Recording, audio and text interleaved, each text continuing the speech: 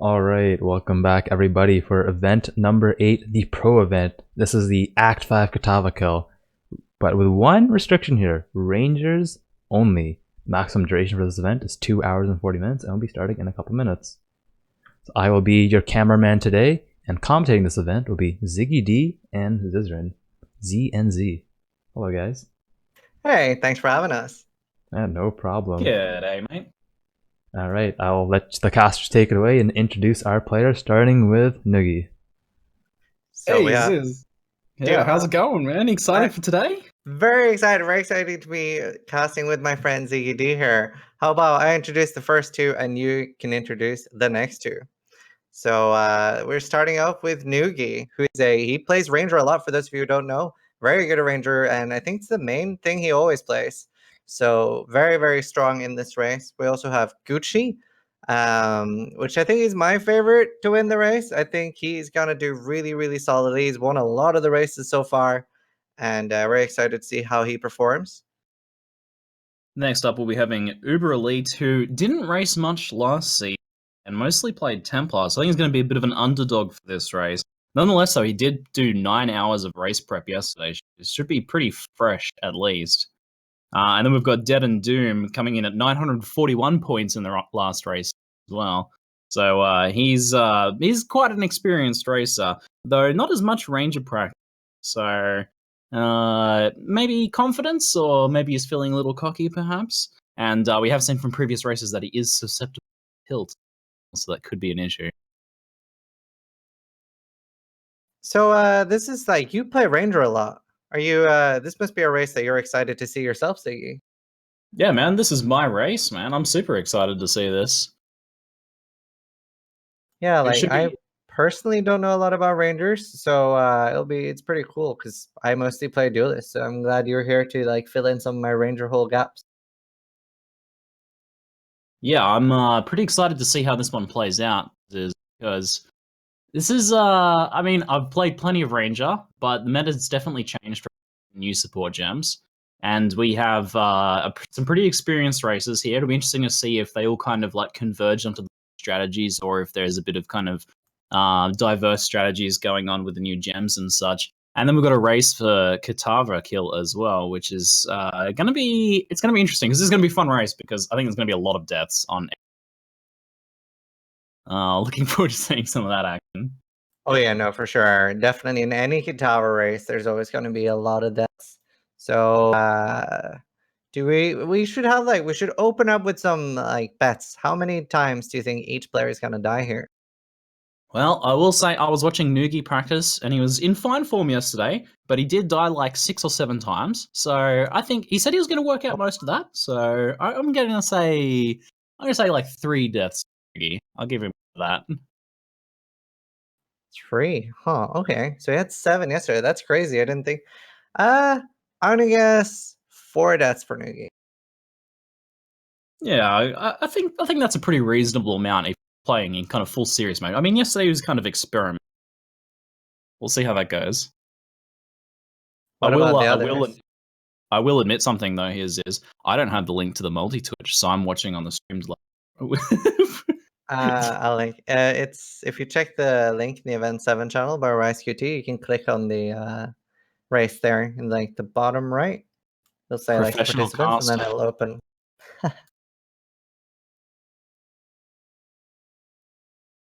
I think your microphone's cutting out a little bit. So they're already all entering pretty much at the same timeline as watch. There'll be like some small differences in the streams as well, but that's more likely stream delay than anything else.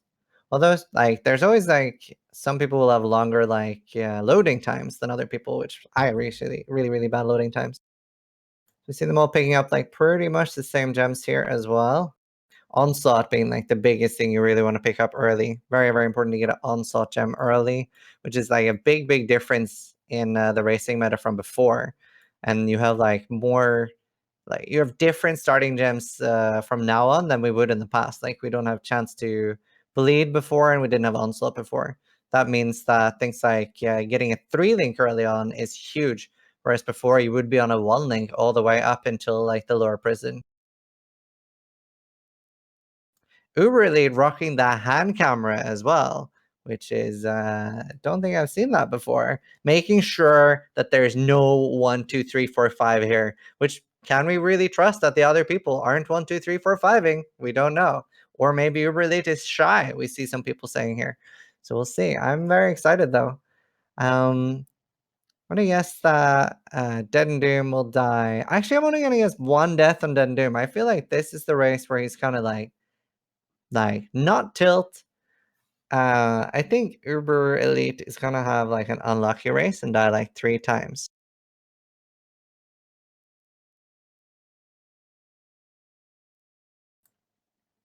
Let's see. None of them have completed Hailrick yet, and Nugi and Gucci are a little behind here. Crazy amount. So he's actually using Cleave here. DeadAndDoom using Cleave. Was not expecting that. I wonder if he's gonna go. Huh. That's interesting. That's really, really cool to watch.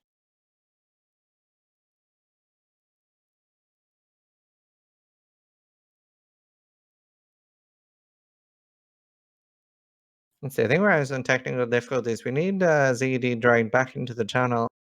Hey, I can just fill in really quick until we get ZiggyD back in here. So there's no, other than being Ranger, there's no other rules, right? As far as I'm aware. No rules, Ranger only. It's gonna be very, very cool to see if DeadAndDoom goes for the Sunder tactic. That could be pretty cool. I believe a lot of races are talking about duelist that. stuff. Yep. I definitely think that would be more comfortable for him as well, because DeadAndDoom does not have that much Ranger practice. So it's a lot easier for DeadAndDoom to like stay with Sunder, although he might have to complete Library then to get all the gems he needs. I believe that was their plan, to cleave all the way until Library and pick up Sunder at that point. This is not a bad idea, especially like seeing how like Cleave performed yesterday as well in the races. It was like a lot better than, for example, like Sunder. All the Sunder racers were a little bit behind, and the reason for that yesterday was like Sweep just doesn't have the damage effectiveness of something like Sunder, and you don't need to pick up that many damage nodes either, because Sunder has so crazy damage effectiveness. Exactly. I think ZiggyD is back in here. You feeling good, Ziggy? I am. Apologies for that, guys. Had some technical difficulties. It's all good. I'll let you take over. I'm ready and back to cast, because I am actually super excited for this event, despite that. Sorry, Ziz. I missed you, bro. I missed this It's okay. You're here now. That's what matters. I'm ready to settle in for a good, like, 2.5 hours of Ranger action here. So what have I missed, man? How are we going? Yeah, well, so far, the big upside is that the Uberelite is rocking a hand camera. Oh, and we just had a death as well on that same stream. So +1 for the death tally there. Looks like he enraged the rowers clicking the eggs, which does speed them up and amp them up, and went down pretty quickly to it, unfortunately. Yeah, so Uberelite already having a 2-minute penalty, putting him at 7 minutes. Damn, that is, that could make the difference in a race like this. But as I said, there's going to be a lot of deaths in this race on all the players' parts, even the really experienced ones. Like I said, Nugi getting like 7 deaths or something in practice yesterday. So we're going to see a lot of deaths on a lot of those bosses, because you just can't really push through a race like this on Ranger at full speed without getting a lot of deaths. So we're going to be seeing some serious carnage in this race, I think. It's gonna be interesting to see what abilities like. Do Rangers use lightning arrows here, or do they stick with shrapnel shot for quite a while? Well, the strategies have been pretty mixed in the past between things like lightning arrow and rain of arrows. Of course, always starting off with shrapnel shot. Though we do have 2 of the players going cleave here to start off with. They could. I'll be very. I mean, I saw a melee passive get allocated right now. So that is kind of blowing my mind on DeadAndDoom's side. I really thought we'd be seeing everyone going Blast Rain Ranger here, but it looks like we're going to actually have full melee Ranger. I don't know if GucciPradas is going to be sticking with melee or is just leveling melee in the short term here, but this is a bit of a turn of events for me. Well, so far, and we were just talking about this as well until you got back, and most likely DeadAndDoom and Gucci are both going cleave all the way until library, and then Havoc saying their plan was to pick up Sunder in the library. Obviously, Sunder has such a high damage effectiveness, and both the players are a lot more confident playing with that. Oh man, Sunder is maybe too good because we have Rangers going Sunder from the library quest possibly here. That is really something. No Sunder restriction placed on this race, so that is allowed. In the previous races, we've had some Sunder restrictions to promote some diversity. Pretty interesting stuff. I think it's pretty cool that we don't have it on this because this is very diverse. We have 2 Rangers That's in true. form and then 2 Sunders. So it's going to be interesting to see if it's like enough of a penalty being Ranger. You're pretty far away from the duelist notes. You're going to be wasting like 6 or 7 points. But you do have a lot of the early, for example, a lot of duelists do go to the Ranger start as well. So it's not too bad. Yeah, I mean, that is true. I was expecting 4 Blast Rain Rangers here, maybe like a little bit of changes in some bow skills. I really wasn't expecting that much melee. So I guess that little temptation to go Sunder later could well kind of promote that. And we're getting like, apparently there's increased rarity on Nugi's in real life helmet. So he might be getting some extra drops. Look at that helmet he's rocking. Do you think like this is going to give him an edge in the race? I think he could be going for that Stormcloud drop, going to farm that, maybe spend a few hours in Ledge and see if he can get a Stormcloud drop. That could that could well be the case. DeadAndDoom rocking no camera, and then we have Gucci as well. Looking very solid on both of them. Everyone's like pretty much where you'd be expecting them to be at this point. Obviously, Uberelite being around 2 minutes behind, so it's very, very unlucky to get that big a penalty. Do you think we're going to see anyone dying to Brutus in this race? No, I think it's highly unlikely we're going to be seeing any Brutus deaths. I mean, we can see as they move a little bit closer how they're going in terms of gears and flasks and stuff like that. Like, for example, DeadAndDoom right now only has 2 small life flasks, and I don't know if he has a chest in his inventory. I didn't see that. Not wearing one now, obviously, but no chest and no large life flasks can see an upset even for an experienced player in Brutus. But I think evasion is very strong against Brutus. He does have that chest in the inventory as well. So, I mean, if you just have some sort of evasion chest and a large life flask, you're pretty good on Brutus. So I think It's we're going to going to be see interesting to see the melee characters because usually you would have Molten Strike, which does crazy single target. They only have Cleave now, which is definitely a lot less damaging. Gucci dropping really low as well to that Molten Shot. We're seeing a new Quicksilver actually on GucciPradas stream. So second Quicksilver, I think I just saw him pick up, unless he fumbled his first one onto the ground. Oh no, He's got an interesting looking lift filter. Big. That is going to be huge for him because if he's the only one that gets a second Quicksilver like that, then that's gonna speed him up dramatically. That allows you to maintain nearly 100% Quicksilver uptime between packs, which is what you want. It's going to increase his XP and that kind of progression. And this is not just an XP race. You need to get your XP and keep it up, but it's about that boss kill, so you need to get there as quickly as possible. So that's going to be pretty big for him as well. And DeadAndDoom has a lot of experience with killing bosses under leveled, so we can maybe see him like leap slamming past a lot of mobs and going straight for the kill under leveled and just using skill and maybe like taking a death or 2 to get him down. It's very interesting that we saw them like all pretty much enter the climb at exactly the same point, but now with the double Quicksilver, I think we're going to see Gucci running ahead.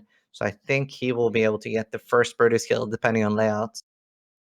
Yeah, definitely. We're seeing some added colds getting added to the cleaves. It's really interesting to see how close these guys are in times. We're seeing 3 of them come back to town at the exact same time, getting the gems almost at the exact same time. Pretty impressive stuff, how kind of tight this is going to be, I think. Yeah, for sure. And something that's also interesting about them doing Ranger is that you don't get the free added fire. You have to pay 1 transmute, which is huge early on to get the added fire. And obviously that's a huge damage increase, whereas the flat added cold won't do that much for all the melee abilities. However, the Rangers will be getting pretty decent benefit out of it. Yeah, for now the added cold's going to be fine because you're not really rocking much fizz damage, and from the looks of it, these guys don't have very good weapons right now anyway. But later on, that could well come into play.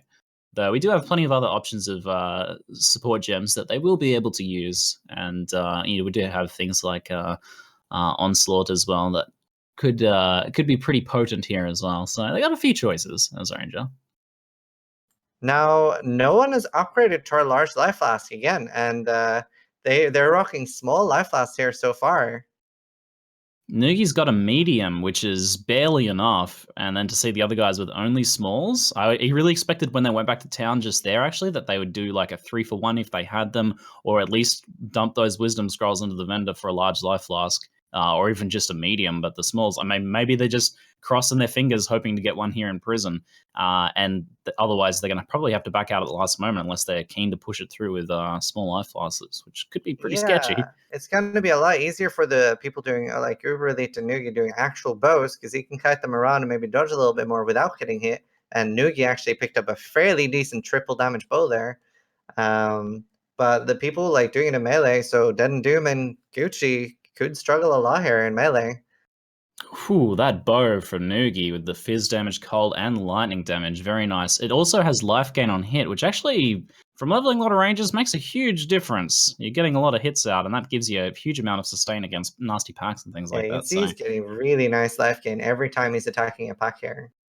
Yeah, he's going to be shredding through packs now. That's a solid short bow, so he's going to have a pretty fast Brutus kill with that shrapnel shot action. We are seeing, looks like DeadAndDoom in the lead as far as getting to Brutus, so we're going to see him there soon. He doesn't have any, he has 3 small life loss. He could do a vendor for a medium, but he might just push through with a small life loss, though. 160 life, small life loss. Ooh, this is going to be interesting watching. He's got no Ancestral Protector, but he does have Vigilant Strike, giving him that Fortify, which is huge early on. He has a bow he could swap to an auto attack if he gets really bad. I don't know if he kept.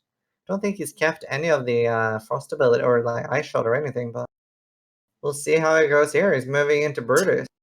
Taking a massive hit, that first punch knocked him down to half life just because he has like no mitigation here. And he goes down as expected with the no floss or anything like that, and barely able to sustain the damage. Bruce really able to move around. It's another 2 minutes for DeadAndDoom. I know, really surprising stuff. I didn't think we'd see many Brutus deaths, but that's maybe he's just willing to accept a time penalty here in order to not have to go back to town and things like that. He's maybe weighed up the options and just decided to go for it, because that was a pretty committed death right there. Yeah, he got a lot of damage in there, though. If he doesn't take another one, that could be worth it. I don't really see much in the way of damage on his weapons there, though. He does have a few more in his inventories, but he gets that Brutus kill. Very sketchy. Rare boots. Will be interesting to see if their movement speed. That could be a huge pickup early. No move speed, unfortunately. So just straight up vendors those guys. Not even interested. Nugi with a very smooth Brutus kill as expected. He's got the totem, he's got the burning arrow, he's got the damage, he's got the mitigation. He had at least a medium life flask, not a problem at all. Super smooth kill. So he's coming through second there. Gucci running into Brutus here as well. Going to be interested to see if there are any other deaths on Brutus. I think the Uberelite will be pretty smooth as well with being ranged. Things going a little better for GucciPradas than they did for DeadAndDoom, but he is just cleaving down Brutus with the occasional Vigilant Strike for that Fortify. It's a slow Brutus kill, and it is tedious. Oh, Cleave is actually performing better than I was expecting here. The Dual Strike definitely was doing a lot of damage, but I'm surprised that Cleave is doing so much damage. Gucci going pretty low there. He's just manages to kind of back off. Ooh, getting really low there. Just one solid punch is going to take him down at this point. Riding right on the edge, and that is what you want to see. You want to see, full throttle. Very nice kill there at the end. Gets a rare boarding axe too as well. That could be very nice. I look forward to seeing what that axe is going to be like. Especially with him going Cleave, that's like a very, very good pickup. Was that a red, green he picked up? It's a bit hard to see links. It might have been red, red. Yeah. I'm very curious. Oh, I thought he was vendoring the boarding axe there. I was very surprised what was going on there. He did. Oh, it was probably a white one. But he kept the red, red, red. So that's like very, very big for if you can get like a Molten Strike or something, a single target. I'm guessing Ranger still is allowed to buy a Molten Strike, right? You know what? I don't even know. Not having leveled melee Ranger in a race setting like this, no ideas is. Yeah. We might have to refer to the wiki. Yeah, I'm actually doing that right now. I wonder if Ranger can buy it, because that would be like, I would definitely do that if... No, Ranger doesn't get it at all. Well, damn, that is going to be savage then. So single target is not going to be the forte of the melee rangers here. I'm interested to know from chat whether they're most hyped for the melee ranger or the ranged ranger action. I mean, I'm a ranged ranger at heart, right? I mean, it's in the name, so I'm a ranged ranger at heart, but it is very exciting to see kind of this difference in the racing strategies here. I'm definitely hyping up the melee ranger. I think that's very, very cool. I wasn't expecting it as well. I actually like did a double take on the rules when I saw him like wearing cleave. I was like, wait, is this legal? I was like, wow, that's awesome. Is this legal? This has got to be illegal. You know what? I'm looking at Nugi and Nugi's gear right here, and although he's slightly behind DeadAndDoom, he is catching up very quickly, and he just has excellent gear. He's got some really nice stuff right there. We're seeing that bow is insane, but he's got his 2 iron rings. He's got the rustic sash for damage. No move speed boots, but he does have good life and resists on them. I really expect to see some more kind of floss updates here from. Oh, we're starting to see some large life floss on some of the players now as well. DeadAndDoom and GucciPradas rocking those larges now, so it's going to help. Too. He doesn't want to die anymore. And interesting, as far as I could tell, no one did the first trial, so they're probably ditching that in order to be able to do that when you have a movement ability. Are you expecting we're going to be seeing any trials done? I mean, we can just go straight for Kitava without the need to ascend, Ziz. Yeah. Good point. Good point, Ziggy. Yeah, I don't think we're going to see too much trial labyrinth action. I think that would add quite a bit of time into their clocks. Nonetheless, I mean, a good ascendancy, it could make the difference, though. That is true. No, I don't think anyone will ascend now. For some reason, I was talking about Havoc with making a forced ascension Kitava race. That's why I brought it up. I forgot we haven't done that yet. I mean, I would be keen to see that race. I think that would be very interesting. We've had some Zara kills, and they have been pretty interesting races. It's very interesting to see how close to each other everyone is, especially both Uber and DeadAndDoom having a 2-minute penalty, and anyone else could definitely die at least once more very easily. So it'll be interesting to see how it'll even out. That is the kind of thing to note there is we do, although we're seeing everyone close together, those 2-minute penalties do kick in. And with everyone being so close, those guys who have kind of pushed more recklessly and got those penalties are actually behind, despite what the screen says. Yeah, so Nugi is currently, is he the only player in anger already, I think? Everyone else is in Wrath? Nugi has pushed ahead, has he? Wow, yeah, it's hard to tell from just the screen here when they click their map up. Yeah, and he does not have a 2-minute penalty. So far, it looks like Nugi is quite a lot ahead. However, we could see the people, both the melee characters, getting really far ahead once they pick up Sunder. That is a huge boost. So will be interesting to see what turns out to be the right play here. Nugi actually has cold resistance on those boots I spoke of earlier. So though the no move speed, with his current life total in that cold res, he might not even have to make a trip back to town here to get like a cold resistance ring. I mean, it can be done with just 20 cold res. It can be done with no cold res with a bit more life fairly safely. So we might even see a smooth Mavel kill. And I mean, he's got the damage to do it as well. With good positioning, totem, and blink arrow, I think he's going to have a pretty solid Mavel kill here. And he's in there first as well. Nugi's looking on form. Definitely, and we just ran a poll as well in the stream, and currently Nugi is the favorite, getting 55.5% of all the votes. GucciPradas being the number 2 favorite with 13.4%. Sorry, it's not listed by percentage. DeadAndDoom is the second favorite to win with 24.4. Gucci number 3 with 13.4, and then the Theuberelite last with 6.7 being the underdog. Yeah, I mean, Nugi's definitely earning that kind of praise from chat right at the moment. He's playing very smoothly. He's having a very smooth mobile kill, no problems to speak of. He's using that blink arrow, he's using that Siege Ballista Totem. That just provides a lot of distractions and a bit of extra DPS. He is, because of his low cold res, having to move out of any of the cold damage, but it's not even a problem, and Movale goes down very smoothly. No drops from Movale, just a chance to bleed gem, and that may or may not be very useful. But I mean, at best, that saved him, a wisdom scroll? So he got, like, no gear from Movale. So his RNG streak might be at an end, though. Yeah, it doesn't have any red sockets to put it in either. Although I think I saw a red, green helmet. Oh, DeadAndDoom does not have. DeadAndDoom going extremely low on Movale there, having to portal out. No real cold resistance that I can see. Refreshing his gear here, he's just got none at the moment. He's got one decent boarding axe with 22 fizz, but at least he's got those 2 large life flasks and a pretty good life total, but no cold res is definitely hurting him here and slowing him down a lot on this fight.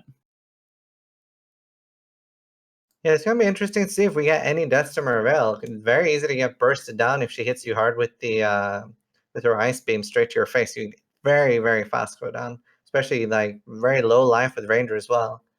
DeadAndDoom only rocking 219. And I mean, the unlucky freeze can kind of end things as well. So we see first form go down for DeadAndDoom, and second form just getting started on GucciPradas. Gucci's going a little more smoothly, it feels, through this fight. I haven't seen him get too low. He's had kind of good positioning, good flask usage there on his large life flask. It's looking pretty good. They kind of the melee ranges. I thought they might be a little faster on the boss killing with the dual strike here, but no, not seeing much of that. And Yeah, very low damage. I think the support gems is coming into play at this point. The fact that you don't really have any. They've also seemed yeah. like they're a little unlucky on gem links and stuff. The Theuberelite is currently in second place, although seeing as Gucci doesn't have the penalty, Gucci is slightly ahead. Yeah, that is true. They're probably fairly even because of that once we kind of work out the times. But Nugi just accelerating ahead, kind of leaving the competition in the dust. He's already at the crossroads, so that well, we might see that double quicksilver from GucciPradas kind of catch him up pretty quickly, though. It's mostly just a bunch of running from here on out, so this part of Act 2 is a lot of running, and that double quicksilver is going to come into play, I think. You know what I do want to point out is that these melee ranges going cleave, they do need to get 2 good weapons. Normally when you're like leveling a Sunder Duelist or Marauder, you only need the 1 good weapon, but these guys need to keep an eye out for at least 2 decent weapons, otherwise their damage is going to fall off. If they do get them though, Cleave becomes a bit of a powerhouse. Yeah, for sure. And they can get very unlucky with things like whetstones and stuff. Obviously, you can vend a recipe by selling a rustic sash, whetstone, and a weapon for a percentage fizz increase weapon. However, you can get very unlucky and not get enough whetstones, not get enough rustic belts. Well, you can buy rustic belts for wisdom scrolls, but I think we might see the players picking up some percentage superior weapons here to make the whetstones. Uber Elite's gear is looking, the underdog of the race is looking pretty good, actually. He's got some excellent gear. Those gloves have 2 damage rolls and 2 resistance rolls. We've got some life resist on the helmet. We've got some life and strength on the ring. We've got some pretty nice gear. He doesn't have any move speed boots that I can see at the moment, but he's got some pretty solid gear. And I mean, his bow does have some nice damage on it too. So he's looking in pretty good shape. He might well be able to catch up here. Definitely, and his hands are looking very good right now. You can see that they're like enveloping that mouse, and like his left hand very solidly on the keyboard, exactly where you want your hands to be. So looking very good so far. That is good. Hands on the mouse and keyboard are going to be very important in this race in order to maintain control of your character. I mean, sometimes it is tempting just to put those hands together and pray to RNGesus that you make it through a certain situation, but that is not the best strategy. So I'm very happy to see that from Uber Elite, and it's good to have that camera there. All the other racers look really focused as well, especially DeadAndDoom is so focused that he's actually invisible at this point. So you can see that everyone does have like their own focus face though. We have seen Nugi and Uber Elite swap over to Rain of Arrows here, a solid choice. I was playing some of that Ranger action yesterday, and I went for the LMP Lightning Arrow, and it is very good if you can get yourself a very good weapon, but Rain of Arrows is much more consistent and can get that onslaught buff a lot easier because you don't need to worry about that pierce or that less multiple projectiles. So pretty much as expected here, seeing some Rain of Arrows with that onslaught link, and it's looking pretty good given the most move speed and attack speed buffs from that onslaught, which is very strong. It's gonna be interesting. The melee characters could even struggle with Fidelitas, something that's like without a totem, it can be very, very.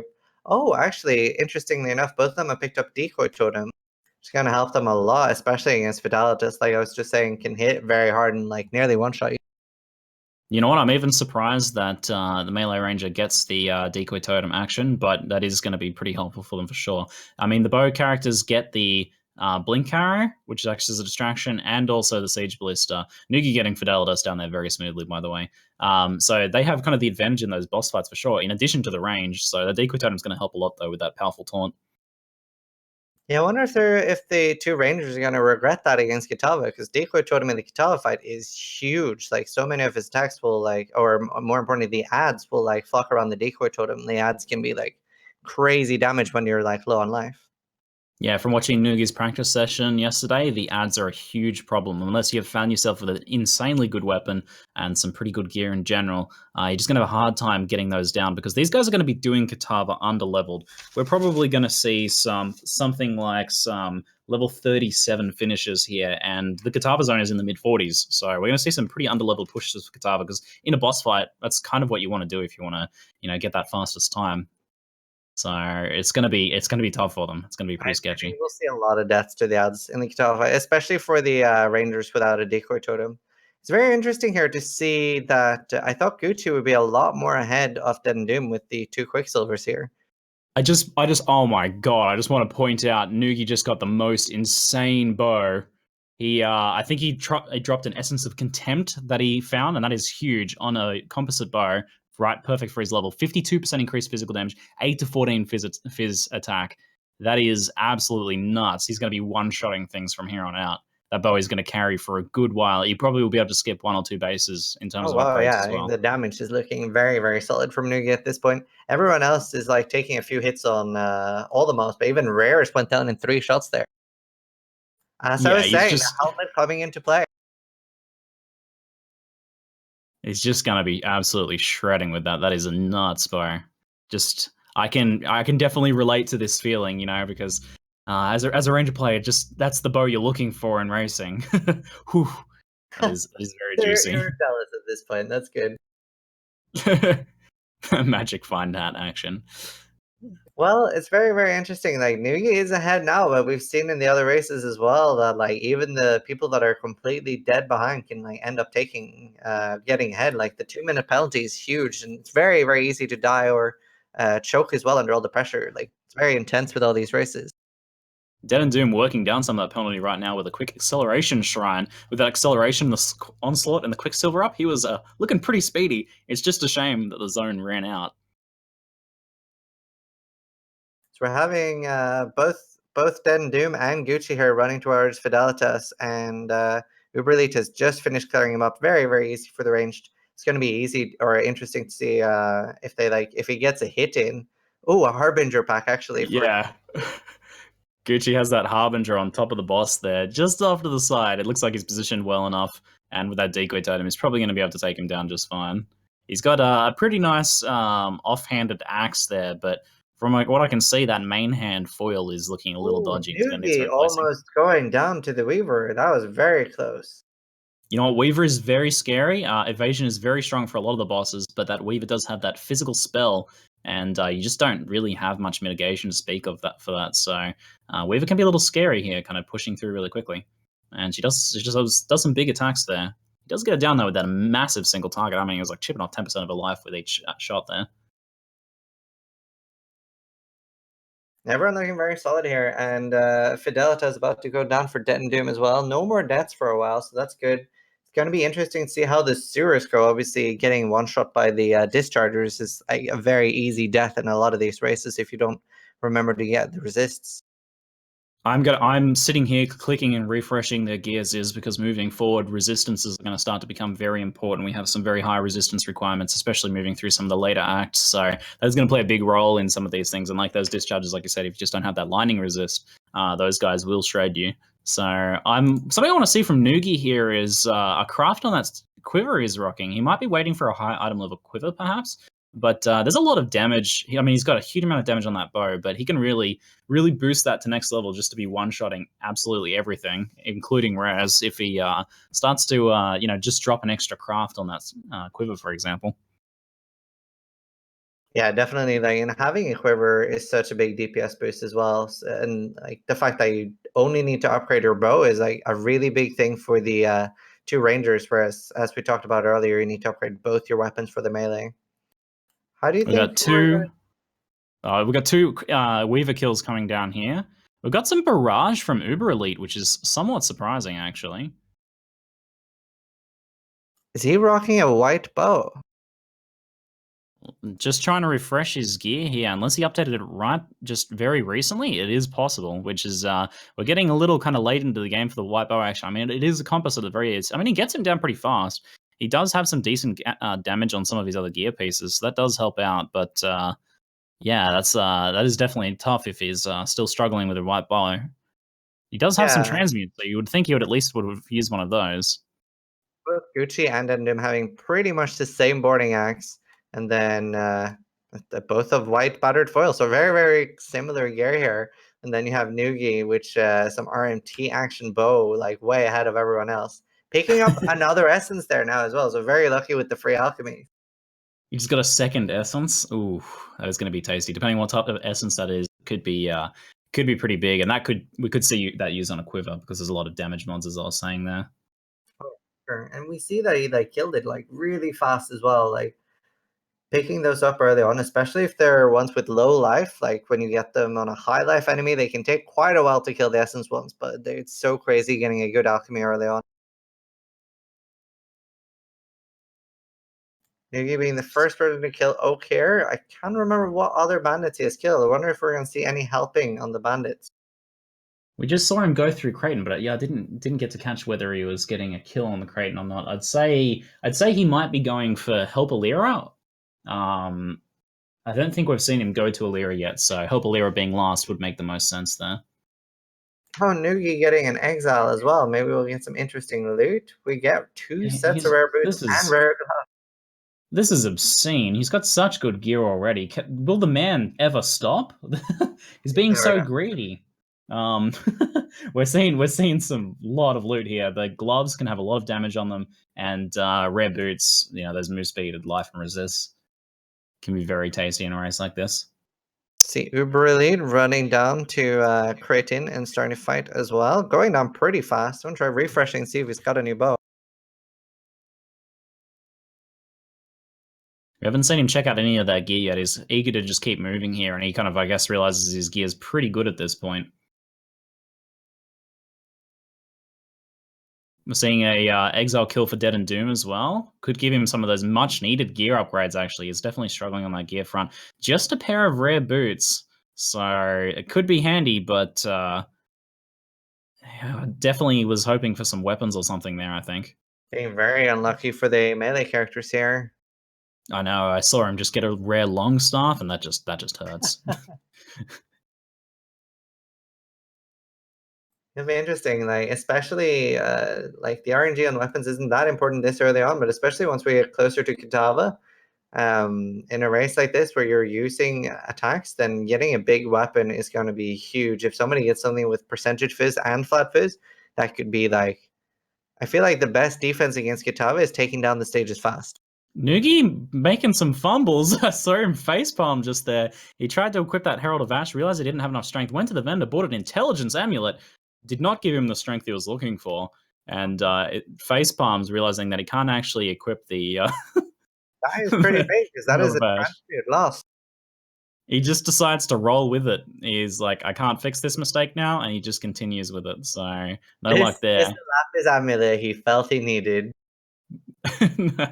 I mean, he can't be feeling too bad though. I mean, his gear is just so good right now. That one of those pairs of gloves that he identified, fizz damage and cold damage, not too bad, and life gain on hit. It's just raining loot for Nugi, picking up another set of rare boots and an alchemy orb. This helmet is definitely helping him in. You got to remember now as well with the Lapis amulet, his character is now a lot smarter as well, so he won't make these mistakes in the future.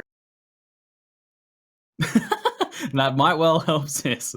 That might well help. Nugi also rocking those 15% move speed boots, which is very nice to have at this point. You expect to try and get those 10%, but having that little bit extra on the boots is going to help, and just make it a little harder for even GucciPradas with those double quicksilvers to catch up, because it's just that consistent move speed. Yeah, so far we see Gucci has 10% MS boots and double quicksilver. No MS on any of the other players. Yeah, from what I can see, no move speed boots there, and I'm surprised. I mean, we do have Leap Slam on the melee character, so DeadAndDoom might be okay with not getting move speed. It's still pretty nice to have that move speed, even on a Leap Slam character, just for that repositioning and to speed you up a little bit in general. But he might just be happy with that kind of fast attacking Leap Slam, which certainly does travel fast. It doesn't look like it because it's so slow in the animation, but it does travel quite a bit faster than just running around without any move speed. I actually see all the players have really, really good gloves, and Nugi probably having the best ones, but very, very solid damage gloves from all the players. I mean, things you're looking for in races like this, gloves are just a huge damage slot. I mean, your jewelry can add a little bit of damage. As a ranger, as a bow ranger, your quiver adds a fair bit of damage, but those gloves are huge for all of them. So everyone having nice damage gloves there is making them probably feel pretty good, pretty warm and fuzzy inside, I think. Very, very good time so far. Nugiyen with 36 minutes and getting very close to Val, obviously hitting the ball now. Pretty good time so far for Ranger. Yeah, he's only just kind of getting followed here by Uber Elite from the looks of it. Is Uber in the... he's heading through the same zone, yeah, okay. Yeah, we're good. And then GucciPradas is just jumping in there as well. It's interesting to see that the bow characters and cleave characters aren't that far apart. I figured the bow characters would be like maybe like 2 or 3 zones ahead by this point, because figured until library they would be far behind and then catching up hard. If the cleave characters can manage to only be like 1 or 2 zones behind until library, they will like catch up fast with Thunder. It still really is anyone's race at this point, because although it looks like Nugi's got a pretty good lead, he's got really insane gear right now. In 10 levels, that gear's not going to start looking so good, and if the other guys are fixing up their gear, and with him only having a little bit of a lead at this point, it's not going to be too hard for the other guys to catch up. And yeah, it's seeing such a close race, even comparing wildly different playstyles here. And from what looks like pretty bad gear struggles from the melee characters, but the cleave is putting in work. We're seeing some decent cleave action. That single target is absolute rubbish on DeadAndDoom, though. He's trying to kill an Essence Mob. He needs that gear upgrade, but he's just not doing any damage to him. The Contempt is a bit scary. Those slam spirits that appear do a lot of damage. He's able to flask through it, but he's taking some big hits there. Finally gets the single target down. He gets that Essence of Contempt. That's unlucky. He wanted that. Oh, that did not look very good. No, I was no frizz, just like the 1 to 2. Nugi actually helped Elira as well, which is good. Very, very good with the resist in this race. I think that's going to be a pretty consistent choice. I didn't actually catch what the other guys got there, but I feel like that would have been a consistent choice, that elemental resistance in a race like this with so much fire damage coming up in the last couple acts as well, especially. That just helps. You just can't always rely on that gear, and you don't have time to sit there and craft ruby rings and stuff all that much. So that is going to be a pretty consistent choice, I think. It's crazy. Oh, actually, DeadAndDoom finding an exile, but no good loot pickups again, and getting completely shafted on RNG. And look at Nugi's damage. He's just one-shotting everything. Very, very good edge at this point. That is rough, man. That hurts. Though I will say it can be easy to kind of just say, well, RNG wasn't on my side. I didn't do very well in that race as a result. You can play extremely well in this game, making the best of even just blue weapons that drop. And we see him searching some of those blue gear that try and find some upgrades. And, using Fender recipes and things like that, you can stay very competitive. And while other players who have that good RNG get confident, make some mistakes, you can close that gap. So it's definitely not over for the guys who are having some unlucky drops. Yeah, and I knew you could easily end up dying a few times and putting him behind on delays or like with the penalty as well. Yeah, that's true. As I said, we saw a lot of deaths from Nugi in the race practice yesterday. He's been pretty smooth so far, and he's got good gear at the moment, but it wasn't these early Act bosses that he was struggling with. It was some of those guys in Act 4 and Act 5, so we'll see how that goes, because that could make the big difference, how many deaths we see in Act 4 and 5. It's very interesting to see now that Nugi and Gucci are both in the same zone. Gucci is right behind him, so those 2 Quicksilvers definitely coming into play now. I don't know if Gucci's hit level 18 yet, so he can start in faster attacks. But once he gets that like leap Sam with dual wielding, we can see like it will be interesting to see if he drops the Quicksilvers for more mana flask. Then you can get ahead even faster. That is a huge catch up right there. Actually, he's very, very close, just nipping at his heels right now. We've actually seen just about to hit 18. We've actually seen Theuberelite fall behind a bit, because he was kind of the one that was catching up to Nugi there for a while, but he has fallen quite a bit behind in Dark Forest here. Spending a bit of time grabbing some scrolls and a few other bits and pieces of gear. Is probably looking for some upgrades, just have a bit more of a smooth run from here on out. I mean, do you think we're going to see any deaths on Vals? No, I am not expecting any deaths on Val. I'd be very, very surprised. It would be so glorious if we saw a death to a Val slam, but it's very unlikely to happen. This is a pretty safe boss lane. Probably one GGG needs to amp up a little bit this point. He's feeling his age a little bit, I think, old Val. He's a bit slow, yeah. I think it's more likely that we'll see a death to Piety. I know Rice QT is not in the race, but like the lightning coming down can like easily like shock and stun the player. So I feel like that's more likely, like getting shock stacked or like shock there and kill than dying to Val. Yep. And if you don't have those move speeds, even move speed boots, even getting away from the fire form if it's overloading you with too many of those damage stacks can be a little gnarly too. So not Piety could be pretty tough. Yeah, I'd say my money is on someone dying to a discharger. I'd say that's very likely. Yeah, it'll be interesting to see if we see one of those discharger deaths. Yeah, Seeing we a see few that boxes. nobody has any like fire resist rings at the moment. The only one that has any lightning resist is DeadAndDoom. Everyone else is rocking full iron rings, with the Theuberelite rocking a sapphire ring. I feel like DeadAndDoom is playing a strong boxes everywhere race. I swear I've just seen him open like 3 or 4 strong boxes in this zone. So that's probably going to catch him up in gear, get some nice flask upgrades there, and probably looking to try and sort through some gear upgrades. He's got an inventory load of stuff right now, checking out some gloves and some rings and things. Not really getting any good IDs though, unfortunately. Not really getting anything too major there. Well, you can't really blame him with the amount of like no items. He's still rocking that cleaver with 1 to 2 flat fizz. Very surprised he hasn't. I haven't been able to see his inventory that much, but very surprised he hasn't tried to craft a percentage item. I'm guessing he just hasn't got a whetstone. I don't know if that if this inventory thing I have is updating or not, but it looks like he's still rocking an uncrafted foil as well, which would be very surprising. So I'm surprised if that is the case. Yeah, it says the Uberlate is still rocking a white bow as well. That I'm hoping is not true. Nugi taking this opportunity at Val here to change around his gems, optimize for as much single target as possible, and sort some gear, which is very good. Val takes a long time to stand up, so it's a good spot to kind of organize your gear a bit. Gets a bit of decent amount of damage on that first kind of ad spawn. It's going to make a big difference here how many ad phases Val tends to go through. He's gone through the rock stance, which slows him down. He goes for a slam. A nice dodge from Nugi. Nothing too bad right there. And massive single target damage. Gets him down before he's able to spawn any more ads. It's juicy. And he got 28 kill. Whew, very, very nice. And that rare bone bow as well. I mean, he's going to be hard-pressed to upgrade the one he's got, but it's got potential. Ports back to town and goes straight to the waypoint for the next act, not having to wait for that door to open. It's going to be quite a lot slower. So, but even though DeadAndDoom is pretty close to Val as well, he's over 2 minutes behind already. So it's going to be around 4 minutes behind DeadAndDoom right now. The rough thing is for the guys playing catch-up is that Val is a fight that you gain time on if you have a lot of DPS, because if you have to stand around waiting for those ad phases because you haven't killed him yet, then that just slows you down even further, so it gets even harder to play catch-up. Nugi takes a lot of damage from the guard guarding Clarissa there. He just found an insane bow. Did he just ID that bone bow? I think it's better. I don't know. It's 74% fist, I think. No flat or anything? Ooh, oh my, that's such an insane bow, even without any flat, but his current bow is obscene, so... I wonder if the base is enough to carry. So definitely Nugi's Gold Rim coming into play again. He's going to have to do some kind of quick math calculations in his head to try and work out whether that's going to be more DPS or not. I mean, if he's smart, maybe he has that script where he can do the DPS checks on the bows, but I haven't seen any of that going on. Yeah, that wouldn't be a bad idea for these races.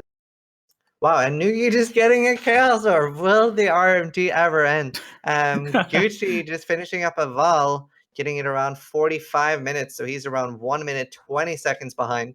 And then, as I said, DeadAndDoom will be around 4 minutes behind when he finishes the kill. It wasn't a particularly fast Val kill, but it was very smooth. Not too bad. Didn't seem to get too many ads phases, so he's come through second pretty fast right there. We've got DeadAndDoom next into the Val fight, and Uberelite playing catch-up a little bit. Just kind of like doesn't even worry about those lasers there. Gets a fair amount of damage on Val before the second ad phase, but unfortunately does get that second ad phase, whereas Nugi just had that one initial guaranteed ad phase. So Dead's going to have to wait for that. Hopefully he doesn't get another one here, or that's going to slow him down a lot.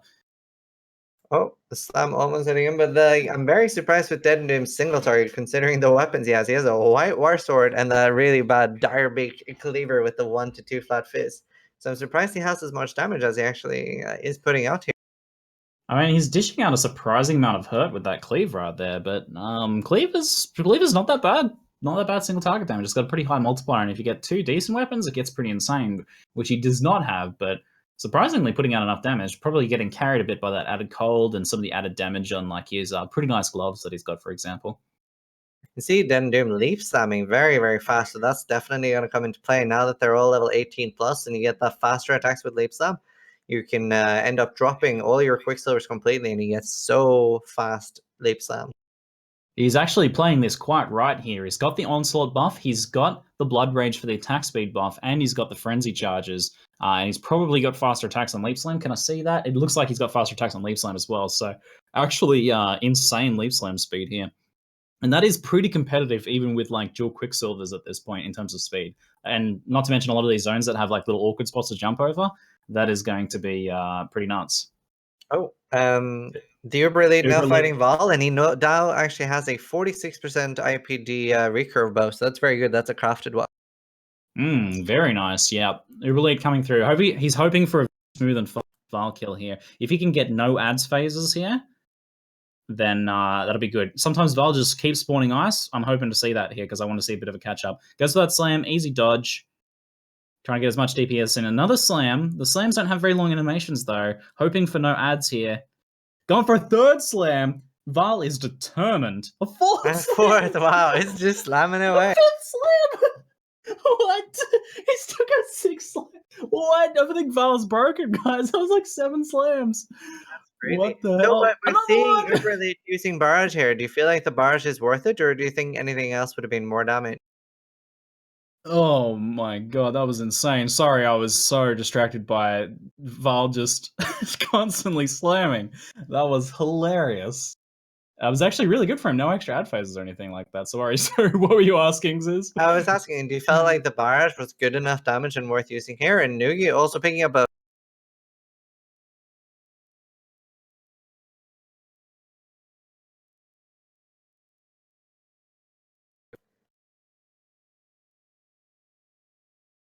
Gucci currently running around in Crema, although Nugi has already got the keys and is opening the sewers.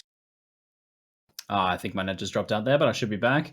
I'm surprised about that barrage choice, honestly. It's not particularly good single target on its own at this point. I think Burning Arrow just plays a lot nicer, but I will expect that we're going to see a swap to both of the Ranger characters over to Blast Rain. It's just a very good AoE clear and an insanely good single target at this point. So I don't think you'll be sticking with that barrage for much longer anyway.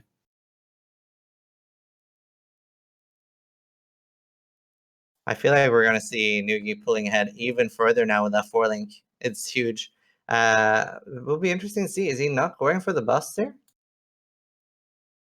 You know what? I think the bust thing is, with the new layout, you can get those first 2 pretty much guaranteed as you're just clearing the zone. And the third one, sometimes you'll hit it, sometimes you won't. So I think it's not a bad idea to pick those busts up. It's not going to add too much time. But then again, one passive doesn't make that much difference in the long run. It's not like these guys are going to need some respec points or anything. So, I mean, just skipping the bust is perfectly a fine choice. It doesn't really hurt your time too much if you do grab them, if you happen to hit that third one. If not, you can just dump the other 2 busts on the ground. But yeah, I don't think we'll see too much bust action going on. See, that I actually disagree on this because with the removal of the sewers, it's so much harder to get level 23 for the Dox and Solaris area, like to get high enough XP, that you might as well clear all of the sewers because you get an extra skill point and you get high enough level that you don't have to worry about penalty. You know, I will agree with that. Clearing a bit in the sewers is not a bad idea to keep that XP up. But I will say I was doing just that in my race yesterday, and I feel like I full cleared the sewers. Still did not hit that third bust, so I ended up dumping them on the ground anyway. And I felt like, I probably shouldn't have spent time fumbling with those trying to get them in my inventory. So, have you seen Nugi's new quiver? Oh, don't tell me. 9% attack speed, 22 cold resist, 9 wed, and flat-outed lightning. So, very, very crazy. Oh, man, that is nuts. Yep. His gear is absolutely insane for this. It's pretty much best case scenario on all of his gear at this point. 15% move speed, damage, and everything that can have damage, pretty much. And he's got some decent life and resist. If you guys are wondering about the other contestants' RNG, DeadAndDoom still rocking a basically white cleaver and an actual white war sword. Gucci rocking a real white cleaver and a white basket rapier. So, yeah, the only 2 people having any sort of RNG are the 2 bow users. That is pretty insane. But it does go to show that you can do pretty well. I mean, these guys are playing faster than most players will. and they're doing that with basically white gear at this point. So, I mean, we just saw DeadAndDoom just throw his cleaver on the ground in frustration there, I think. I mean, at this point, I would not be surprised to see Chris Wilson coming down from the sky and dropping a tabula in front of Nugi. I don't think that would surprise me very much either, Ziz. He doesn't even need it, but, just to give him all those support gems, make life super easy, sure, why not? See, this is a fairly long race to Kitava. It'll be very interesting if we see any unique drops at all. That could be huge early. We did just see something unique. Was that a wand in Uberelite's inventory? I feel like I just saw a unique of some description. Well, I'm kind of hoping like something like a drop for or like a melee unique will drop for Nugi, and then like a bow unique will drop for DeadAndDoom. That's what I'm sitting here hoping for. Yeah, I mean that would be awesome. It's great to see like someone who's kind of falling behind a little bit to get some insane unique drop or something and speed ahead, or even just to play really well and catch up is really really good to see. But as I was saying earlier, I think even though Nugi's got a pretty commanding lead at this point, both gear and progression wise, where it still is anyone's game. If Nugi just kind of like goes on tilt and face plants against a boss 4 times and dies a bunch of times, he's gonna fall behind. So I think, definitely, like Kitava, especially when you're under leveled and under geared like this, when you're pushed so much for time, it can be so easy. And then once you have one death, it's very easy to tilt and die repeatedly. Yeah, exactly. And if you get yourself in a position where you're dying really easy to a boss, it can be easy to die multiple times if you don't have any fire resist or anything like that. So we're seeing like Nugi still ahead by such a large margin already in Solaris, and DeadAndDoom seems to be the second closest on progression, just entering Battleground. Yeah, that leap slam of DeadAndDoom is really, really picking up through here. He's able to leap over a lot of these things, and the speed on it is nuts. It's even better once he's getting some kills there. Gets a nice blue pack here as well, which is going to help. More rare gloves for Nugi. Not even needed. He could probably start trading and selling these to the other players here to get some currency that he needs.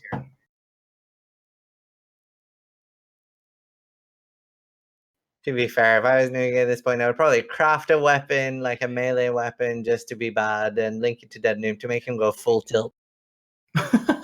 Get into the minds of your opponents. I mean, I think that is a strategy. If you have the time to do that, it is a risk. There is an investment in that. You have to craft the item and you have to actually type it in chat and link to them. And I mean, that's going to cost you time, but if you're feeling that confident, you know what? I think though, from the racer's kind of mindset here, even though Nugi is doing so well, he doesn't know. He probably doesn't know he's first, right? Like, and that can often be the case. You think, all right, I'm doing well, but how well are the other guys doing? What insane drops have they had? So it can be tough, and that kind of keeps pushing you.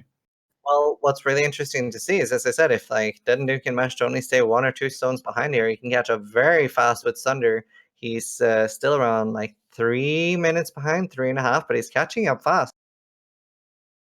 Yeah, but we'll see a bit of an interesting change here if those guys do pick up Sunder soon. It does mean a detour to the library quest though, so that does cost them a bit. It'll be interesting to see if it pays off in the acts following.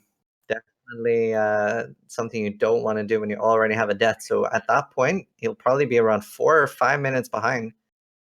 Yeah, it's a pretty big penalty. I mean, Sunder's good, but is it that good? It is. That'll be the question. It is that good. Okay, good to know. Thank you. Sunder is. And like to the point where like I've had several players say that they didn't understand why I was using our wrestler technique with Sunder because they didn't think it could miss because it like calculates every hit or miss individually. And then with Herald of Ash, it's so easy that you don't necessarily need RT because the overlap damage can end up finishing a lot of the white mobs. Yeah, that's it. It is an obscene skill, especially in that racing scenario. But you know what? Even Sunder is only as good as your weapons, and his weapons. That's true. Now, luckily, once he gets Sunder, he only needs 1 good weapon. So all he needs is 1 whetstone. That is going to help them a lot, and maybe that is why they are not bothering to do things like craft their swords and stuff. They're just tolerating the dodgy cleave right now. I mean, we're starting to see a little bit of damage getting added to the gear of DeadAndDoom and Gucci here. We're just kind of getting like little elemental rolls and stuff like that. So it's not super essential, but they probably don't want to do anything like put essences or alks or anything into their swords because they're just going to get rid of those. Yeah, DeadAndDoom currently picking up the skill point as well, and he's gonna have like a really good use for skill points. He'll be able to pick up all of the duelist skill point trees. Well, Yeah, maybe nice. see. Be interesting to see if he'll have enough points by the time he reaches Kitava to pick up ambidexterity and stuff like that. Those are some excellent nodes in there for a melee ranger like this. So I think that they have a bit of a slower start in terms of their progression and more difficult time gearing, but it could well pan out for them in the late game here. And this is a pretty long race. This is potentially like a 2 hour and a half hours race here. So there's plenty of time for that sort of strategy to kick into gear. Currently, Nugi, I can't see, but as far as I can tell, he's still not wearing a 4-link. It's not high enough level to use it yet. Once he's able to do that, might need to rechrome it. He's got one with 4 green and 1. He actually has 2 4-links. He has one with 3 red, 1 green. Nugi having crazy RNG. He's, I mean, I don't even want to look at the guy's gear anymore. It's absolutely disgusting. Well, we're like hearing that Nugi might need to buy more stash tabs at this point. He only has like 50, 60, which might not be enough for all the gear that he's getting. Yeah, I mean, he might want some alternative pieces of gear, like different fashions and different styles. He could definitely start building out a bit of a wardrobe at this point with some of these items he has. Nugi, as far as I just saw right now, I might have missed it, but I'm pretty sure he runs straight past the waypoint without picking up. That would be a huge penalty when he's coming back from piety, like a 20, 30-second penalty. That is, yeah, that's definitely going to cost him. It's, what, of the waypoints you can miss, though, that is at least not the worst, because there is that waypoint just in Suez there. But it still does hurt when you realize that going back, you're like, oh, yeah, I forgot that. Oh, and Gucci didn't talk to Clarissa, so we're seeing multiple fuck-ups here. Oh, that is that is a classic race miss right there. Yeah, that definitely hurts. I really want to see Nugi's face when he realizes he missed the waypoint. I know, I'll be looking out for that moment as well. So he's actually taking time to kill Gravicius here. I think we'll see all the players will be killing Gravicius. Yeah, I mean, there's some useful stuff you can get from that. It doesn't take too long at this point, especially if your damage is as high as Nugi's. You gotta watch out for that fire damage, though. If you don't have that fire resist, you gotta be paying attention constantly. I'm not saying many of the guys kind of like open their character panels and just kind of like glance at their resist very much, but they might just be able to keep all this stuff in their head at the moment. There we go. We see a defensive panel check right there. From Theuberelite, just kind of paying attention to that, just kind of being mindful here, because this is the point where those resists start to really play a big role. You've got Gravicius with the fire damage, you've got multiple damage types from Piety, and then a fair amount of like lightning damage from Dominus as well. So got to be pretty careful. It'll be interesting to see how Piety will go for everyone. Like, Piety changing to Frost form as Rescue T knows can take down a player really quickly. Just 2 hits can be enough, especially if they're not rocking a lot of cold resist, which Did Theuberelite just find a Fox Shade? He might have. Waiting for the item update. He hasn't. I don't know if he's equipped it yet. I think I just saw a Fox Shade, though. That is a huge race drop. There's a lot of physical damage on that. It is a very solid. It looks like he can't equip it yet. But once he's able to get that on, that's going to be very nice. Well, the thing about Uber, they might be wearing a gold rim as well. We just can't see it. All we see is his hand. That's true. Yeah, that's a big drop for Nugi. He doesn't even need it at this point. He's probably just killing the exiles for XP because he can one-shot them. I think that was an Arcanist shrine with an exile in it. It looks like the Fox Shade is 4-linked as well, so that's just so nice. Because you can just whack that on and leave it on for the rest of the race. And that is just insane. Uberly doing another run here in Dock, staying to farm a bit, which we haven't seen from any of the other players. Yeah, you might just be kind of worried about... I mean, it is pretty easy to fall behind in level in this, and for your level to start falling a bit too far behind the zone level. And he might just want to avoid that. And it can seem like you're losing a lot of time as you do it, but it can pay off when the other guys find themselves start to struggle or their XP starts to dip from XP penalties. So it can be a smart choice. It's something you kind of just have to make on the fly sometimes. And if it's if it's made with that consideration in mind, then it can be the right thing to do. Definitely, and we're seeing so many bosses. Like the second Piety is pretty rippy, and then you have Dominus as well. Like there's a lot of bosses here that can easily one-shot you, especially if you're low and resist like you are when you're pushing. And we can see the life of all the players there. Nugi rocking 532. Is Gucci on 425? Dropping very low. DeadAndDoom on 618 and the Theuberelite on 438. So very big difference in the life pools of the player.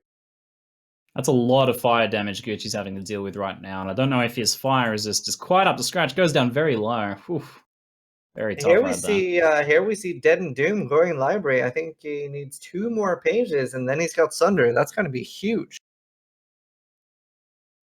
Yeah, you want to hope you get a smooth run through that zone, but this is going to add so much time. It'll be interesting to see if it pays off for them. I mean, it is not a bad zone to get some XP, though, and we do see him killing a fair bit in here, even taking down some of that Harbinger pack. None of the players really going for the Harbinger kills, deciding that the currency shards, the pocket change is not worth it. He's got those golden pages now, so he heads back. That's going to be huge. I think he can definitely catch up to Nugi. Getting like 20, 25 seconds maybe from Nugi for getting to get the waypoint. That would be great to see the face. But yeah, and Nugi's taking quite a while here in the Linares tour area. We're seeing all the players kind of now either heading to some side zones or spending a bit of extra time in certain zones, and that is just trying to keep that XP up, right? They're not gonna want to have to, butt their heads against some of the nasty later zones in Act 4 and 5. And this is a good time to keep that XP, up and keep that level up. Theuberelite now taking down Gravicius as well, going down pretty smoothly, although he does not have a very nice bow. I think he's still using a heavy bone bow. That Foxshade, though, will be so much damage for him as well for free. Yeah, that's true. It's I mean, even if his bow is not very good at that point, that supplements a lot. So, and then on top of that, I mean, Sunder. Oh, there we go. There's the Sunder action. Looking pretty juicy. I'd be interested to see how nice this Linares clear looks with that Sunder now. And it looks like I did see a rare axe in there, just trying to get the stats on that thing. I think he just needs that one good axe now. One in his inventory, but he can't use it because he's too low level. He might be waiting on an upgrade there. Yeah, it looks like the one he's using right now isn't too amazing, but if he's got an upgrade waiting for him, then that's gonna really kick into gear soon. Then that bone bow, by the way, that Nugi had wasn't actually just 74% IPD. It was also 2 to 4 flat physical, so that was definitely a crazy upgrade. We're gonna see a very fast Piety heal from Nugi here, but we also see DeadAndDoom is very close behind. Wow, yeah, the catch up. That is really impressive with that detour. Whereas Nugi's just been going straight there, so that leap slam. Losing time as well. That is nuts. All right, he's being very careful about that ice shot. Nugi's just got massive single target damage, though. Gets Piety down halfway in between phases. Gets a lot of damage on it during fire form. And she's just going to go down straight away. Easy Piety fight. No risk of death. Was a little bit worried at the start there, but just killed her so quickly there. That is nuts. Nugi not even interested in items at this point. He's already got like 20 tabs full of items, so he's like, I don't need to pick up anything more, and just continues on. It goes to pick up that skill point. It's so crazy damage. I mean, at a certain point, you just realize that the chances of you actually getting an upgrade from the current level gear is so low, and even if it is an upgrade, it's only going to be an incremental upgrade, and at that point, it's just not worth identifying gear. Just save up your currency. Surprised that he destroyed a rare shield there instead of IDing it to get more alteration shards, and he picks up point blank now, which will be crazy damage. You know what? These little things, though, when you're getting that far ahead in terms of gear, it can be easy to kind of just be like, yeah, I don't need to worry about the currency shards. I've got such good gear. But this stuff is investment for the future, and that gear is not going to last him all the way until the end of Act 5. I mean, it's going to get him a fair way, but he will have to think a bit about the future as well. Can't keep relying on that RNG, You're going to have to even it out yourself with some crafting. For Kitava, you definitely want at least one instant flask. It's so easy. Even with an instant flask, the Kitava fight is very hard. I know stocking those alterations up is going to be huge because you could dump all your transmutes on the Flask and just not get lucky with that, and you want to have those extra chances. Nugiyen now is able to wear his 4-link as well, and Uberelite is wearing his Fox Shade, which is crazy. That 5 to 12 physical damage added to attacks and the movement speed is pretty huge. On a bow character especially, that movement speed really plays a big role. So, you've got that Blinko, but it's on a cooldown, and the Quicksilvers plus the... he's actually got 2 Quicksilvers now as well. Quicksilvers plus the Fox Shade. He's going to be running pretty fast. I mean, he's got a good shot at catching up here. He's not too far behind as well. Oh, and DeadAndDoom actually having completely dropped Quicksilvers like I talked about earlier, and he's actually rocking a Silver Flask, giving him Onslaught. That is pretty nice, He's getting the Onslaught from the attacks there, but that gives it to him in the boss fights, which is pretty important, because not all the bosses have ads that consistently. Oh, He's got and a Harbinger gets a Harbinger pack in the Piety Room. It might not be that bad for him. It's extra ad kills for Flask and extra damage on Piety, so it might actually be a good thing here. 3 XP. He's going now very fast, only attacking the decoy totem for a while. Very smooth kill on Piety. That was even faster than Nugiyen's with his insane gear. He just face tanked straight through that. Bad weapon. What is his weapon even? Like, that's some crazy damage right there. Cool damage. Is that really it? That's really it. That's how powerful Sunder is. Oh my god, that is obscene. It's just when you're comparing Sunder characters to Sunder characters, it doesn't look that bad, but when you're comparing Sunder characters to other characters, it's like, whew, that is dirty. And then Doom picking up crazy gloves with 39 life on them, finally getting some good RNG. I'm very surprised to see him using alchemy and not saving it for a weapon though. I mean, was that an Alcon gloves? That's not too bad. There's a lot of good mods you can get on. You're really hoping for the damage rolls more than anything. But an Alcon gloves, if you've got your weapon sorted out, it's not too bad. I mean, it's not a bad strategy to save it for later as well. But gloves are a good slot for that Alc. See DeadAndDoom catching up hard, and we see Gucci is doing the library quest now as well, going very low to those colossal bone giants. Uberelite is almost at Piety, going very fast as well. Very, very solid from all the players here. We're seeing that run through Scepter of God now, and that is, this is a zone that can be a little sketchy. There's a lot of proximity shields which slow down the ranged characters a lot more, and there's a fair bit of cold damage, so I'm going to be keeping an eye on what their cold resistance looks like. But it seems pretty good. Interesting to note that DeadAndDoom, having crafted life on pretty much all of his gear at this point, he's got 46 on chest, 39 on gloves, 36 on boots. He has almost double the life of Gucci, which will be huge for fights like the Malachi fight and the Kitava fight. Yeah, we're going to see some face tanking, I think, and that just speeds up a lot. Not having to reposition, constant DPS uptime.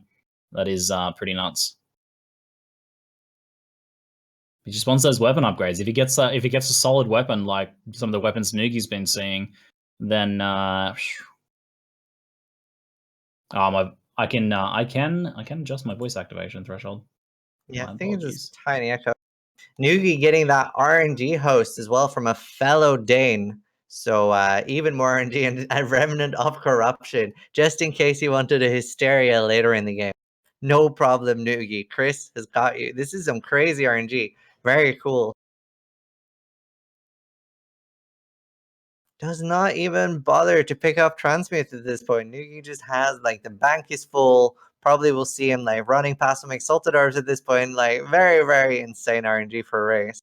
DeadAndDoom though cashing up very fast.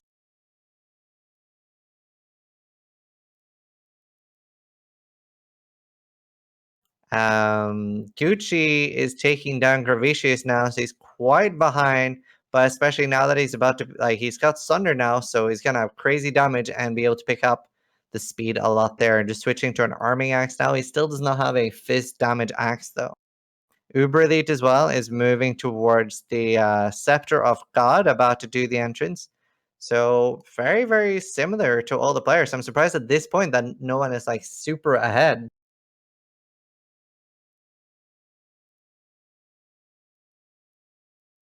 So we currently have Nugi fighting the mobs before, and taking them down very fast. Like the blast rain doing insane damage at this point. Like it's going to be interesting to see how Sunder keeps up against this. Like the bow definitely carries him at this point. Crazy damage going down very fast, and not much use of the siege ballista totem. I'm wondering if it would have been better for Nugi to pick up a decoy totem at this point, just to make it safer in boss fights. Like he'll definitely have enough damage from that bow. And with that gold rim helmet he's wearing IRL, I don't think it's going to be a problem for him to get any upgrades. He's got a lot of spare currency he can use too.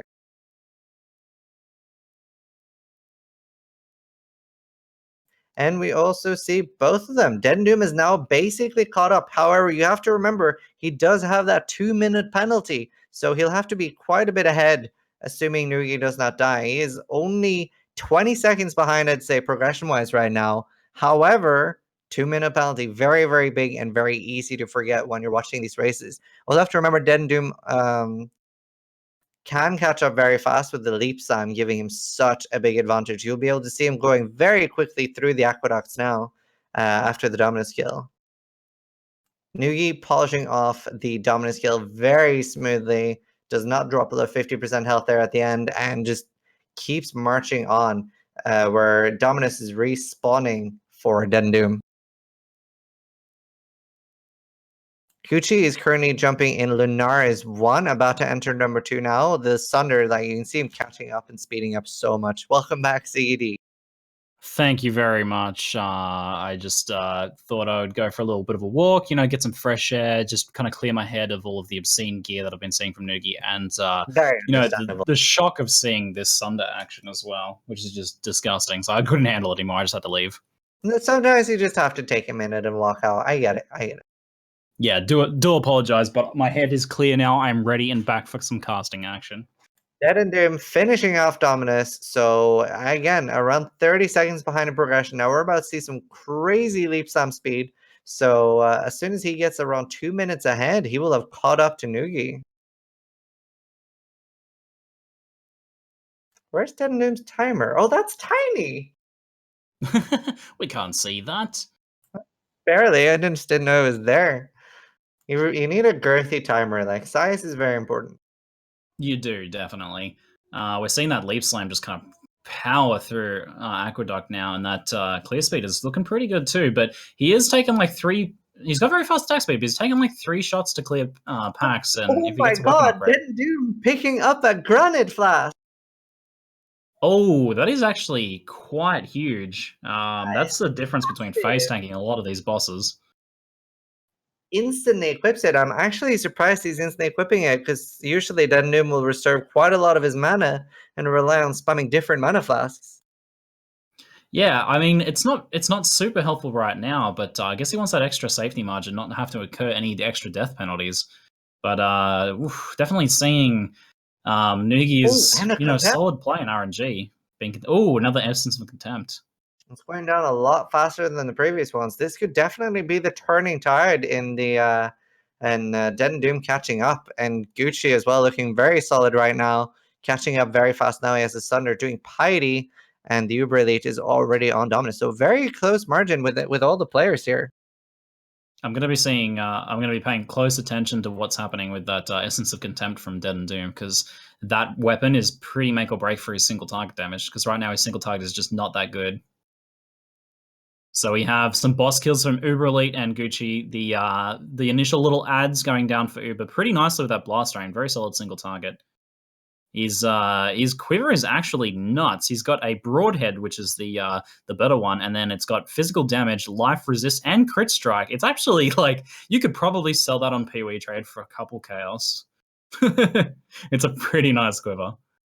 To be fair, at this point, Nugi's going to end the race with like 4 or 5x surplus. So it's pretty crazy how much stuff he's gotten at this point, picking up another 4-lane. This could be like one of the first currency profitable races for Nugi, I'd say. Now, while it looks like Gucci's quite far behind, you got to remember that Theuberelite does have the 2-minute penalty. So Gucci and Theuberelite are very close right now. Yeah, there's not much time difference between Piety and Dominus, even though they seem so far apart. So that is a little bit closer than it seems for sure.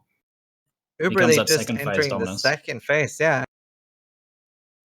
I'm looking forward to seeing how this is going. He's got that fox shade. He's got a pretty decent bow. He's got an insane quiver. I think this is going to be a very fast Dominus kill here. Blast rain, all those projectiles hit. He's still. Oh, wow, I still saw him using.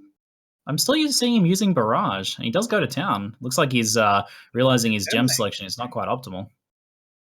The 500 evasion bonus as well from Foxshade is actually crazy at this point. That's a lot of evasion this early on. So staying on full life will like make a lot of bosses in particular, like with their slow attacks, not hit you very well. Yeah, that's huge. It's not seeing it kind of work for him here on Dominus, unfortunately. Getting a little unlucky, getting hit by every single attack. But Oh wow, able to that was fast away very as well. fast. You know, I'm impressed. I'm very surprised about that swapping to optimize gems for barrage, and but it seemed to work for him. That damage is actually pretty good. So far we can see very interesting skill tree choices and different from Uberelite and Nugi. Nugi picking up point blank pretty much instantly and rushing forward, and that like, you can see it reflects in his damage. Like he's basically face tanking with his bow and using that point blank to full effect. Yeah, his ability to stand toe-to-toe with bosses is going to be super important in the future because that's going to make a big difference on his boss killing time. And if we don't see Uber go for that point-blank action, then he will fall behind in that terms of that single target, even with that really good gear. Yeah, we're still not seeing like any crazy weapon for Uberlate, but the Fox Shade, like the 5 to 12 flat fizz is insane. So Yeah, I mean, you just add that to the weapon and you're like, oh wow, that weapon's insane. So it works pretty well. So we can see Nugi going back to Dry Lake here, continuing to farm. DeadAndDoom is in mines too, I believe. Yeah, he's clearing very nice. He took down Vol pretty quickly. He's looks like he's just keen to rush through mines. Mines is an excellent location for Sunder, so he's probably just hoping to get his XP in there. He is basically one-shotting these packs now. He did get an axe upgrade. It's not quite as insane as what I was thinking he might get from the Contempt, but this looks like just a magic one that he picked up. 54 IPD. You can Pretty see good. there DeadAndDoom opening his friends list to check on the other people's levels. He's actually ahead of Nugi now by around 10-15% XP. So he's caught up on XP. He's ahead on progression, looking very solid now already in the Mines level 2. It's going to be very interesting to see if he can manage to be high enough level or if he's just going to like take the penalty and not bother killing him. Like if he continues like this, he will be taking a high XP penalty. Yeah, I mean, we are seeing him kill a lot in mines. His XP is really flying up as he clears these packs very nicely with Sunder. It's pretty easy to not miss too much in here, and the pack density is pretty solid in this zone. So he might be just kind of hedging on that that high XP gain here in mines. Yeah, he's only level 30 now. You got to remember, already at the Grand Arena and Come Stronghold, we're seeing level 38, where he will be getting a lot less XP. I want to open an XP calculator here, so we have it open, but definitely something to be careful of. Like, usually after you've killed Malachi, you can like maybe rush straight for Kitava without bothering killing anything. But before then, you're going to be killing a lot of. This is a careful balancing act they have to play here, because from the later parts of Act 4 and Act 5 onwards, you want to just be kind of progressing as quickly as possible so you can get that boss kill first. But if you kind of back off on the XP gain too early, then you'll find yourself in a position where you're just not able to get through. So, but you do want to, you do want to stop XPing at a certain point. There's no need to be the same zone level when you're just going for a boss kill. So this is a careful balancing act that they're playing, and maybe we're seeing DeadAndDoom just decide that, I'm just going to kind of get some decent XP here, and then I'm going to go full pace from there on out. Definitely will be interesting to see what level he gets. He encounters the Burning Man and says nope and gets out of there. But for reference, when the character is level 31, if you're in the Resto area at 38, then you're getting 58% experience gain. So that's a huge penalty, and that'll just keep getting worse and worse as you're not able to cope. That is a massive penalty. Whew, that was even worse than I was expecting there. So yeah, that's something he's definitely gonna have to watch out for. I mean, it is possible what he does here. Oh, yeah, it's possible. Grab that dash shot on the way through. Sure, why not? It's only an extra few seconds to grab that passive. Could pay off. DeadAndDoom actually assigned the towards Fury Balls by accident, so he had to use one of his free respec points there. Well, good thing he had those. GucciPradas taking down Dominus now. Looks like he's taking a fair bit of damage from that lining, though. He's having to back off quite a bit. He's not getting the Dominus kill speed he needs to catch up here. Feeling pretty tough right now. I'm surprised that DeadAndDoom was so much faster with like a very similar weapon. Although DeadAndDoom is now rocking a 54% decorative axe. Yeah, he's in pretty good shape now. I mean, that's all you really need. But yeah, you're right. That weapon is just that 8 to 13 cold damage from Gucci, and he's just not. It's possible his support gems are not as optimized, or just maybe just not enough damage on the rest of his gear. I mean, from the looks of it, his jewelry and stuff is not giving him any damage. Just a little bit on those gloves, so his damage is pretty bad overall. Nugi's not really looking for an upgrade, but around level 32, there are rumors that he might mirror a really, really good bow because he's got enough currency to do that at this point. What? And what's he going to do then? Dual wield them? He might. Who knows, right? Who knows what he can do at this point? Just look at the damage coming out from Nugi. It is nuts. That Blast Rain works really well as well. Most of the pack density through these earlier acts is not that... Like, the packs are all fairly small, so Blast Rain's AoE tends to hit the entire pack, and it's an excellent balance between single target and AoE, and Nugi really taking advantage of that in here. Something I wanted to point out was about the drawback to Sunder switch for GucciPradas, because his sword was actually really good. And then swapping to Sunder meant he had to go to a really dodgy axe. So better skill, but for him right now, maybe not the wisest choice. Yeah, he is rocking 4 whetstones in his inventory. I'm very surprised he hasn't crafted anything because he does have the ability to. So he has several transmutes. How many chaos is that he's got right now? Is that 2 or 3? It's very hard to see on the small screen, but he's definitely got at least 1 chaos sword. I mean, he might be waiting for a better base, but you really wanted to probably get that upgrade before that Dominus skill, because this Dominus skill is taking him an exceptionally long time. So, I mean, maybe these experienced players kind of overlooking just the humble blacksmith whetstone recipe, even. And at this point, that would be a big upgrade for him. Yeah, I'm very surprised. So, Gucci being the last person to kill Dominus here. However, with the 2-minute penalty, I'd say him and Theuberelite are so close in time. It's insane. We actually just saw Nugi cheating a little bit, skipping one of the sections with Blink Arrow right there. I've not actually seen that before. We know about the skips in things like Calm's area, which I'm sure we'll see him take advantage of with that Blink Arrow, but I haven't seen anything like that before. That was a little interesting. Possibly a VAC ban in order here. It'll be very interesting to see if they do get the layouts to do the Combs Heart, like the Combs Heart skip or Combs area skip. The Calm's Heart skip that involves chancing a Calm's Heart, equipping it. If anyone can do it, it's Nugi. I did see Nugi playing around and testing different skip locations in that zone yesterday. Not finding anything else except the lava fall skip, but we'll definitely see the Blink Arrow guys. Oh wow, yes, he just kind of accelerated through that boss kill really quickly. Nugi just a bit behind, having to clear up these ads now. That is insane. Instantly going back to the Combs area as well with the sick XP strats. He's level 32, so in these areas, DeadAndDoom is currently getting 100% XP in the 37 area, so that's why he does not want to go to the 38 area yet, where he would be getting 96% XP. It's so easy to get under leveled that he definitely wants to try to get 33 before he does that, because later on he will be having to take a penalty to go for the first Kitava kill. That is really smart to kind of divide the zones in half like that, get halfway through and then swap to the other side. It's the same sort of strategy we used to see in the past for Act 2, where you would do half of each side, and now being applied to this kind of split, this fork in the road as well. Smart move.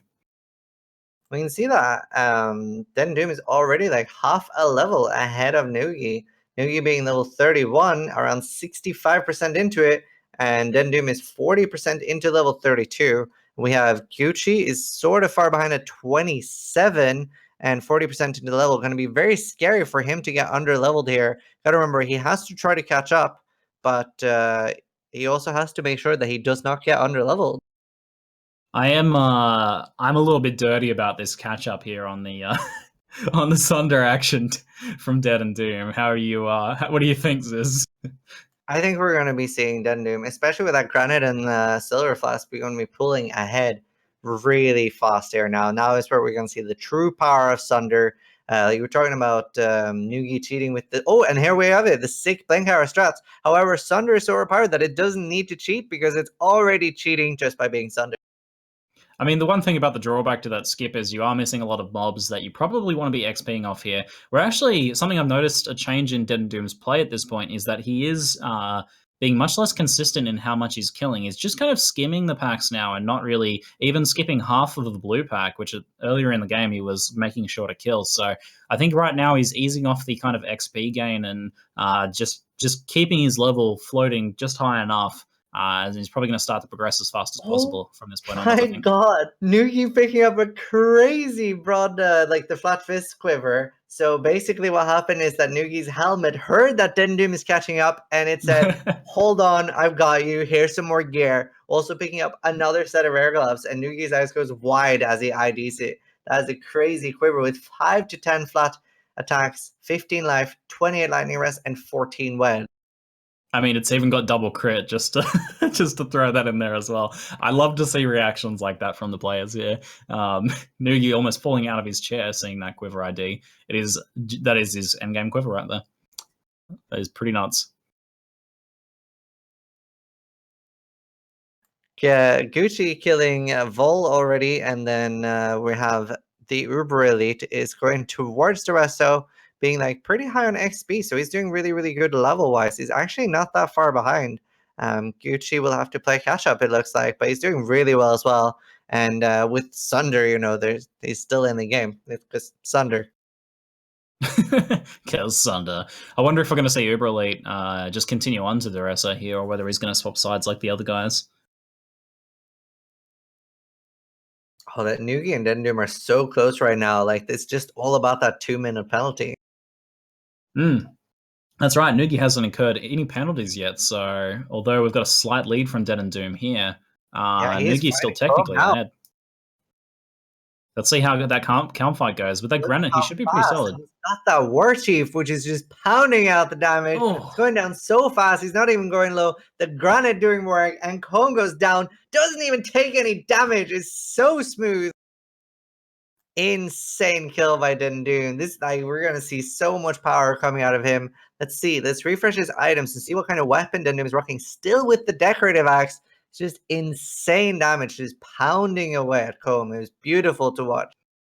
We really saw the power of that granite there, just face tanking the slams. Whereas Nugi taking a hit from that slam right there and going down to about 20% life. So this is going to be a longer fight for Nugi because he's going to have to keep repositioning and being careful here. The fireballs, and I mean, he's got pretty good gear right now, so his resist might be okay, but he's got to watch out for like a combination of a fireball and a sunder from Calm.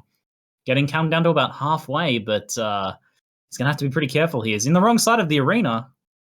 Ooh, takes a few hits there. Taking a lot of damage. Very easy to get bursted down when the fight is taking so long. Yeah, the longer it goes, you know, the more dangerous it is. It kind of just amplifies that effect, that amplifies that danger. Damage difference now between Nugi and DeadAndDoom.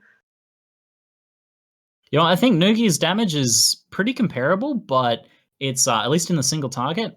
But it's about that face tanking, right? Just the fact that DeadAndDoom was able to face tank him with that granite was huge. I mean, if Nugi had like a jade or a granite at this point as well, then I think it would be pretty close looking. Well, another huge upside for DeadAndDoom is that he's got that War Chief putting away like 30-35% of his damage, but he can do that while he's moving and dodging. He does not have to focus on anything else and staying alive, and that War Chief will do so much work. Yeah, that is combination of two very potent skills right there. The extra damage from it and the multiplier.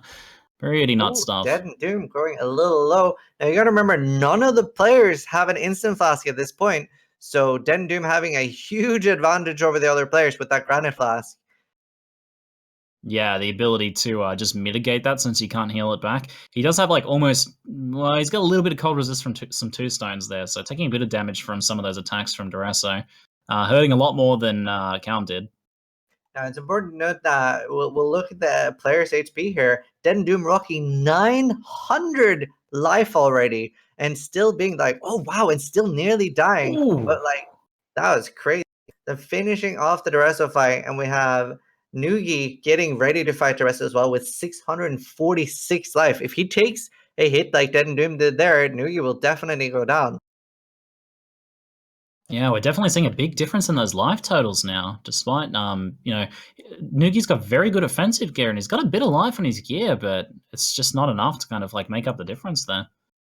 Yeah, so far, we see the other players Uberlead on 657, Gucci on 670, and Nugi on 648. So it's just DeadAndDoom is just so ahead on both life and damage right now.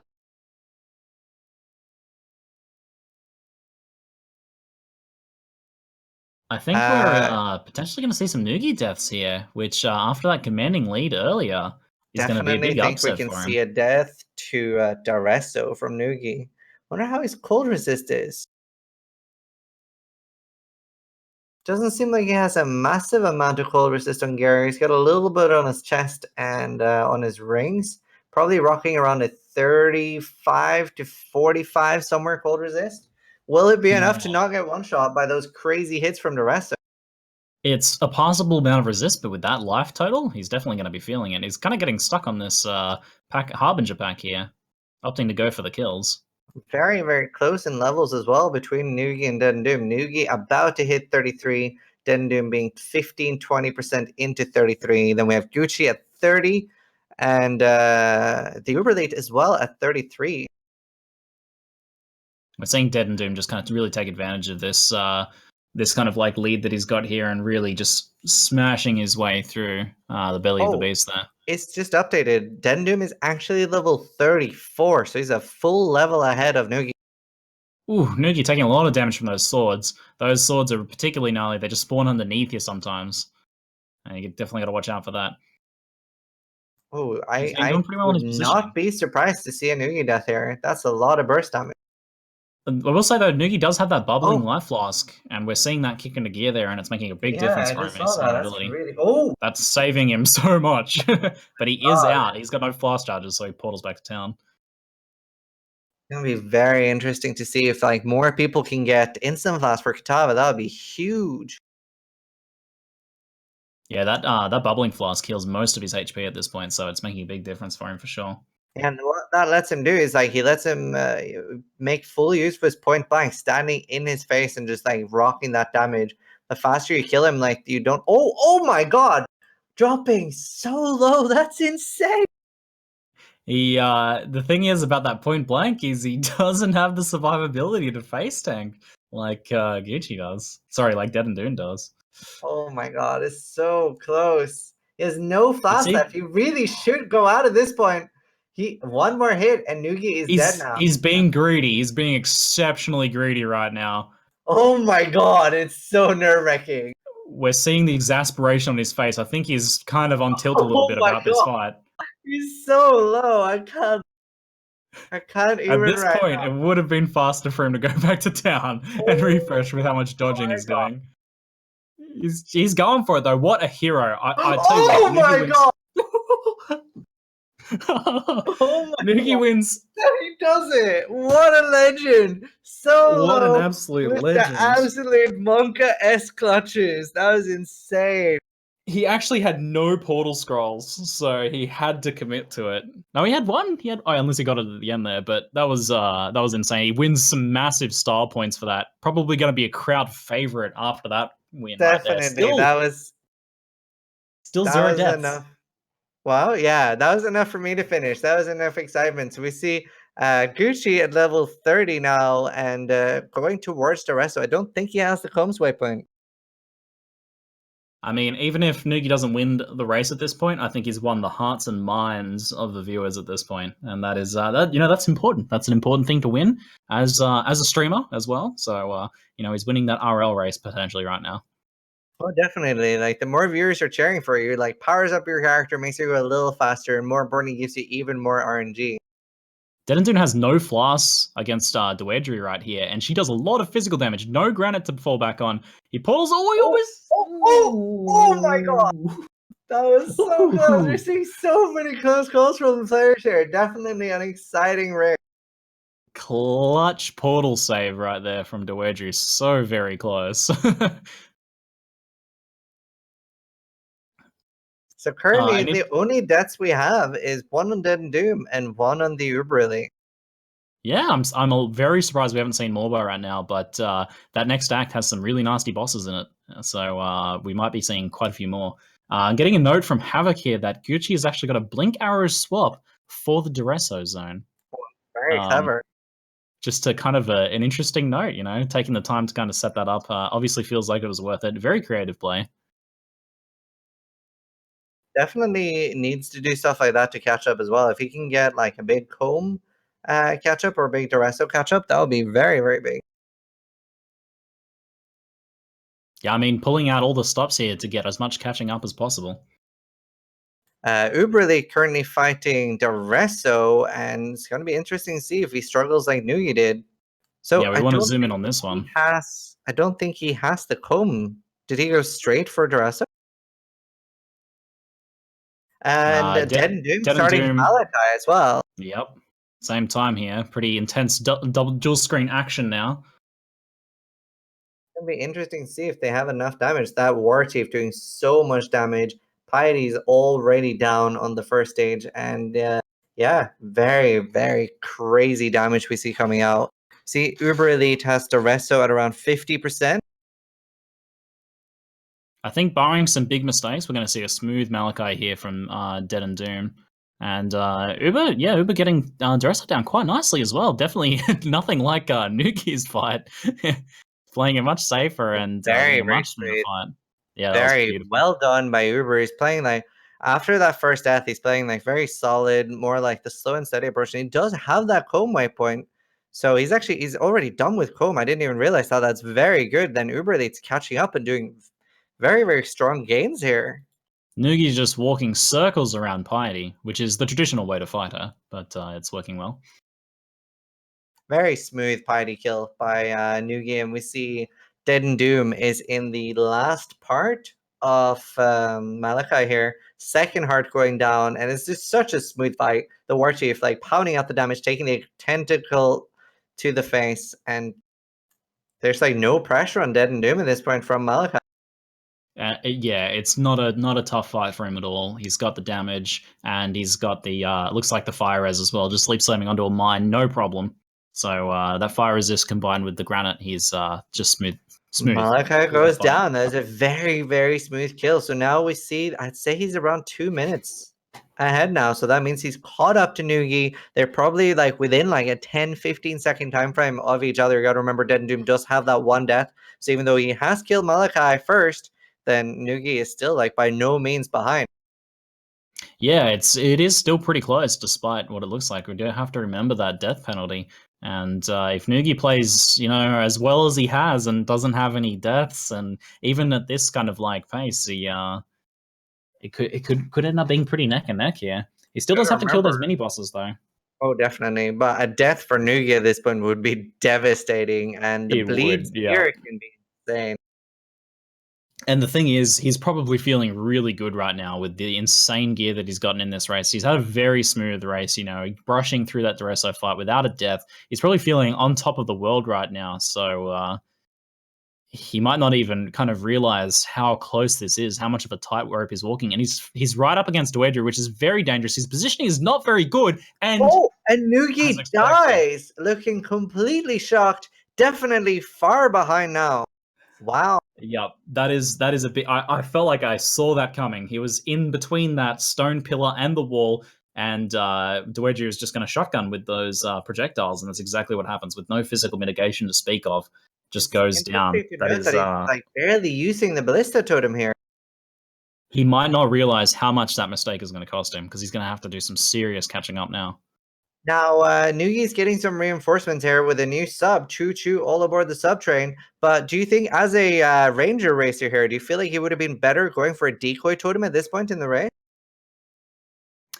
Yeah, I mean, it's easy to just kind of stick with that siege ballista because you feel like you're getting extra damage, but that decoy totem is a lot more consistent, so definitely an option. Not one I've seen many rangers explore, but maybe worth exploring after seeing the power of it on some of these other characters. See, DeadAndDoom is rocking 968 life now. It's going to be very interesting. I think he'll mostly just be killing mobs for charges on his flasks.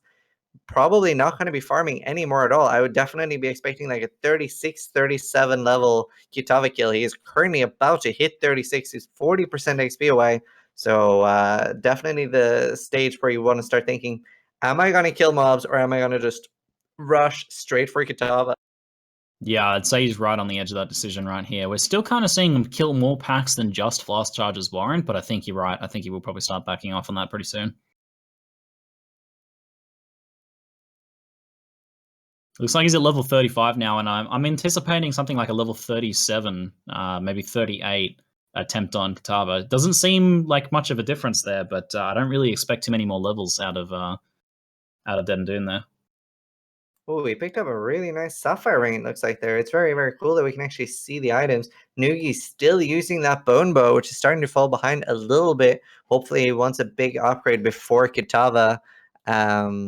We see DeadAndDoom still packing the same 54% axe. Let's compare GucciPradas' Calm kill here to the early one we saw from DeadAndDoom. Definitely doesn't have that granite, so not the same face tanking potential. Single target doing okay, but it's definitely a slower fight for him. You know, he's rocking that same skill. It's not just all about Sunder being OP, after all. You know, it comes a lot down to the player, how well they gear, and how well they kind of put everything together.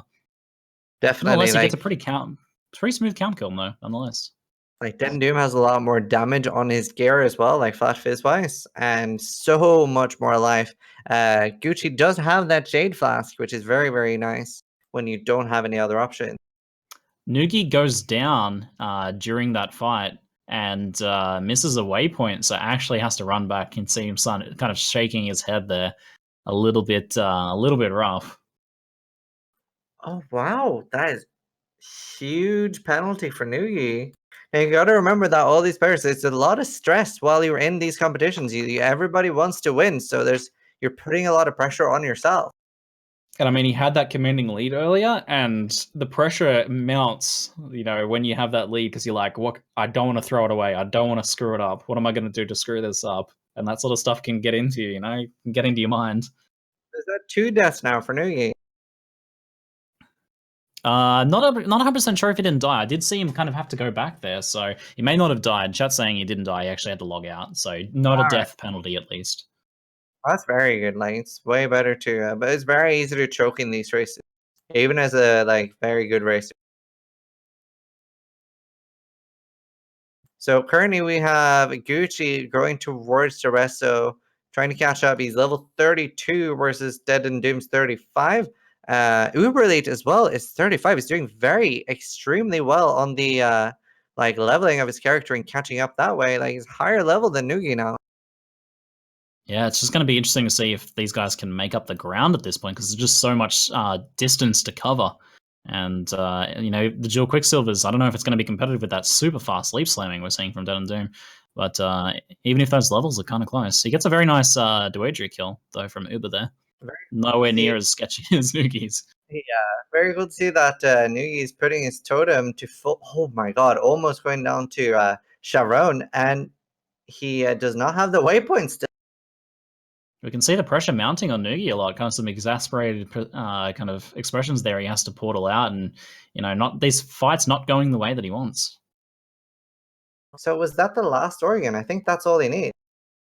Yeah, that is the last one. So we're going to see a Malachi attempt from Nugi here. We're going to see a Malachi kill. Attempt is not confident enough. We're going to see a kill. Question is it going to be deathless? Gucci fighting Daresso here. Let's see how it is. I feel like he has so much less damage. I wonder how different the skill trees are. Because they have the same weapon. It's all about like the different flat fist on the gear. We can see him just not even bothering to move out of the way of some of those attacks, as he does have that Jade Flask. And you know, it maybe not as reliable as the Granite Flask, but is very powerful against some of these attack bosses. It's very interesting. Have we seen the Uberlite's bow is actually full elemental at this point, maybe coming in handy with the Barad. See, Nugi is actually dealing a lot of damage to Malachi. Got too much to watch right now. This is too intense. Ziz, I can't handle it, man. We've got Malachi fights at the same time as Dresso fights.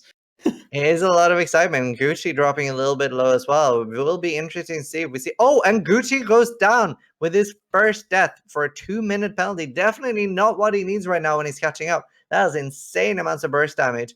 Nugi playing really solidly on the Malachi fight here, dodging everything except that ball to the face, just as I said. We're about to see Piety go down in stage 2 Malachi. Like that, I feel like that instant flask is carrying him really hard at this point, letting him use the point blank. With such a small life total, the smallest of any players by far, it's definitely crucial for him to staying alive. Now you can see DeadAndDoom is barely killing mobs at this point. Look at him leaping through those mobs. Such haste. So fast. Just going like absolutely mental. And he actually has a crazy Jasper Axe. Does not have percentage physical on it, but it's got 17 attack speed and 12 to 20 flat physical on it. So that's definitely all he needs. Yeah, at this point, that is exactly what he wants. And as we were talking about earlier, we've definitely seen that transition to just leaping as fast as possible. Avarius going down first phase very quickly. That single target is looking pretty good. Got some intense boss killing action right now. That is so crazy. So right now we have Malachi from both the Theuberelite and Nugi, and we have Avarius from DeadAndDoom. I'm really hoping to see some deaths from DeadAndDoom in some of these boss fights here, but with that granite up time being pretty damn good, it's gonna be difficult for him to go down. Do you think he will go down to Kitava? I mean, there is when you're doing this underleveled, yes, it's definitely possible even with the granite to go down to Kitava. I don't think he will. I'm calling a first smooth kill by DeadAndDoom here. Well, I don't know. I give it a 50-50, Ziz. I think he's either going to die or he's not going to die. I'm going to go for that. We see Avarius popping into Innocence here, going down very fast as well. Will be probably pretty okay with the 3 stages here. Oh, actually dropping a little low, panicking a little bit with the beam. Questionable movement choices with the beam, but that leap slam at speed at least kind of working pretty well there. Nugi is finishing up Malachi. The last heart goes down. All he needs to do now is polish off Malachi. And then, oh, wow, look at those balls being rained at DeadAndDoom. Wow, and almost dying as well. All it takes now is a few more deaths, and it'll be so close. Like, this is a very close race right now. Nugi's playing this Malachi fight really nicely. He's been juggling that. He wants to stay in point blank as much as possible, and he was really kind of like pulling that circle of flame side to side off of Malachi and managing to maintain good point blank uptime there. So playing really well. Innocence is deciding that DeadAndDoom does not have enough fast charges, so he's like, here, have some more. And DeadAndDoom starts potting away at his second phase. Wow, and another ball stage. I know, and he has to portal out because there's just no statue there for him to hide behind. Does the safe thing. That was very, very dubious choice of like ending his inworld early. I thought he was going to get bursted down there. Ends up being a very nice play. And the Innocence is like, here, you know what? You want some more flash charges? Here you go. As Nugi enters the ascent and starts moving towards the Avarius fight himself. However, I'd say he's around 6-7 minutes behind at this point. DeadAndDoom not looking to waste any time with taking as many shortcuts as possible on the boss kill. Taking risks, but looks like he can stand to do it now.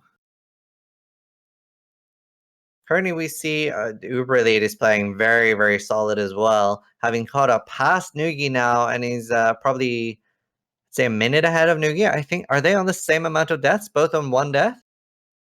Yeah, I think they're both the same now. I think everyone has 1 death as far as I'm aware. Yeah, as far as my count too.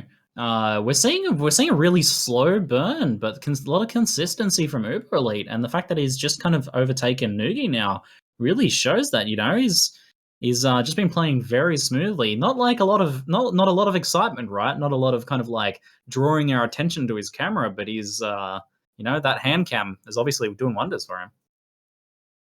But is it enough to fight Nugi's Gold Rim? It will be interesting, and DeadAndDoom could be wearing anything or nothing at this point, as he's just running through everything. I mean, he just needs attack speed at this point. That's all DeadAndDoom cares about for this particular phase of it. He's killed Innocent. At this point, he just has to run through a bunch of zones, and then he's basically on the Kitava fight. There's not much left for him in it now. It's very difficult for anyone to catch up now, unless there's a series of deaths. We're going to see how that pans out. I'm a little too excited, so I'm going to go to the bathroom and let you solo cast for around a minute. I will take over for you, Ziz. All right, we've seen the piety kill from GucciPradas as well now. Just running circles around her as well. All the players have been running circles around her. Very consistent strategy. The single target is really lacking for Sunder, though, compared to DeadAndDoom's. From what I can see, he's got, it looks like a vendor-crafted axe, but it's just not kind of doing the work. It's possible he doesn't have the links. I think I only see 2 links there. The screen's a little small. But either way, his single target is just not doing well enough, and that's really slowing him down quite a lot. We've seen that as a bit of a consistent theme for him. He's just not had the single target he's needed for any of these boss fights, and they've slowed him down, lost minutes at a time on each boss fight. Pretty brutal. Yeah, it looks like he's only on that 3 link for Sunder as well, so losing even more DPS there. Pretty tough stuff. Nugi getting a little bit exasperated. Finds a hallowed life flask, which is going to be good. If he can roll another instant on that, then he can push a little bit faster. All right, I'm done being excited. That's a crazy race so far. DeadAndDoom picking the Sign of Purity up, and he's going to be running towards Kitava. What kind of time do you think we're looking at here? Well, I was expecting something like a time are we actually on right now? I can't see anyone timer. We're on 151. We're on 151. I was expecting like a 2 hour 15 kill, but it looks like it's going to be way faster than that. So that's kind of blowing my mind. Yeah, well, actually, we will probably be around 2 because it's going to take a little bit to get there, a little bit to fight him, and then there's a 2-minute penalty for everyone. Yeah, I'm really surprised how fast kind of everyone's gone a little bit faster than I expected, but that Sunder has really panned out in a way that I didn't even expect, despite the costs and the slower start, like a very slow start. These guys are, oh my god, look at DeadAndDoom just leaping through the roofs right now, not caring about anything, just keeping his flask full enough, doesn't care about the lockbox, does not need any XP or any gear or anything at this point. He's ready to face Kitava. That level, like, he is so close to that level. That's definitely a decent pickup. You can pick up a damage node or a life node. Definitely a level I would pick up at this point. There's not going to be any XP gains in the Kitava fight, so that lockbox might have been a little bad to ditch. Yeah, we are actually seeing him think about that now and kill a few extra packs, but just decides it's not worth it. It goes through at like 96%. So close. A little starting cocky, the maybe. Kitava fight that at extra 153.08. That is an insane Kitava fight speed. We might even see a sub 2 hours Kitava kill here, which is absolutely nuts. Damage on Kitava looking very good. Dodging those slams. Oh my god. Oh, not. That was so close. That must have been like 10 HP or something there. Oh. Insane. I think he might have had his granite up for that. Maybe not. Maybe not. Any other player would have gotten instantly one-shot by that. You got to remember, he has 1,147 life, rocking like 400 or 500 more life than any other player. It's insane how tanky his character is, especially with that damage. I know, that is nuts that he survived that. Everyone else would have been absolutely one-shot by that. And you might be right about that Deathless Kitava kill. After seeing that, I'm a believer. First heart coming out here now. Going to be interesting to see how the ad phase will go. This is the really tough part. Yeah, Ancestor Warchief definitely going to come in handy. Look at that Flicker Strike, almost taking him down. Now, it's important to remember, he does not have any instant flask. He has a Catalyzed Sacred Life Flask of Resistance and a Colossal Life Flask. So not being any luck, but the heart goes down instantly anyway. Yeah, when he takes damage like that, he has to back off. But those ads are nuts. We still have another ad phase for him to go through, and that's going to be particularly sketchy. Only just avoiding some of those slams there. Perfect positioning on that arm sweep as well. He knows the exact distance that arm sweep travels. There definitely is the little things like that coming up. Here's the second heart. Kind of taking the opportunity to portal back to town. Very, very smart. Yeah, it was a good time to do that, because although this is the ads phase where you get those flash charges, it's actually another sketchy phase of the fight, and I'm stuttering because I'm watching him and his life flickering around. Wow, this is all he needs now is one more stage, and he's done. That is pretty much GG. We call the time on the explosion as well for the Kitava fight. So, taking a lot of damage to the DJ and getting back into a corner. Oh my god, just as about as the slam is going to go off. He has to be careful when waiting for him to finish his slam now when he comes back in. Yeah, and just dodges out of the way of that. Beautiful stuff. We called time at the explosion, but that was an exceptionally good. One death. If I didn't die to burn it. A lot less deaths than I was expecting to see overall here, but that was an exceptionally smooth Kitava fight. So that is a And that will be time 1:55:55. right there. That is crazy fast Kitava kill. Very good.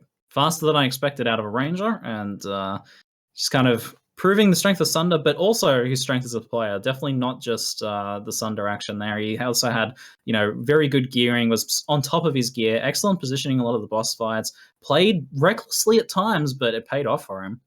Very, very very solid win nice right there. skill. And as for the other players, we see Uberelite looking very solid as well. And Nugi is currently fighting the Justicar, picking up the Eyes of Seal, whereas Uberelite is running towards Avarius. And Gucci is fighting Dodri. Yeah, it's amazing how much of a catch-up we've seen from Uberelite here. Is now well ahead of Nugi too.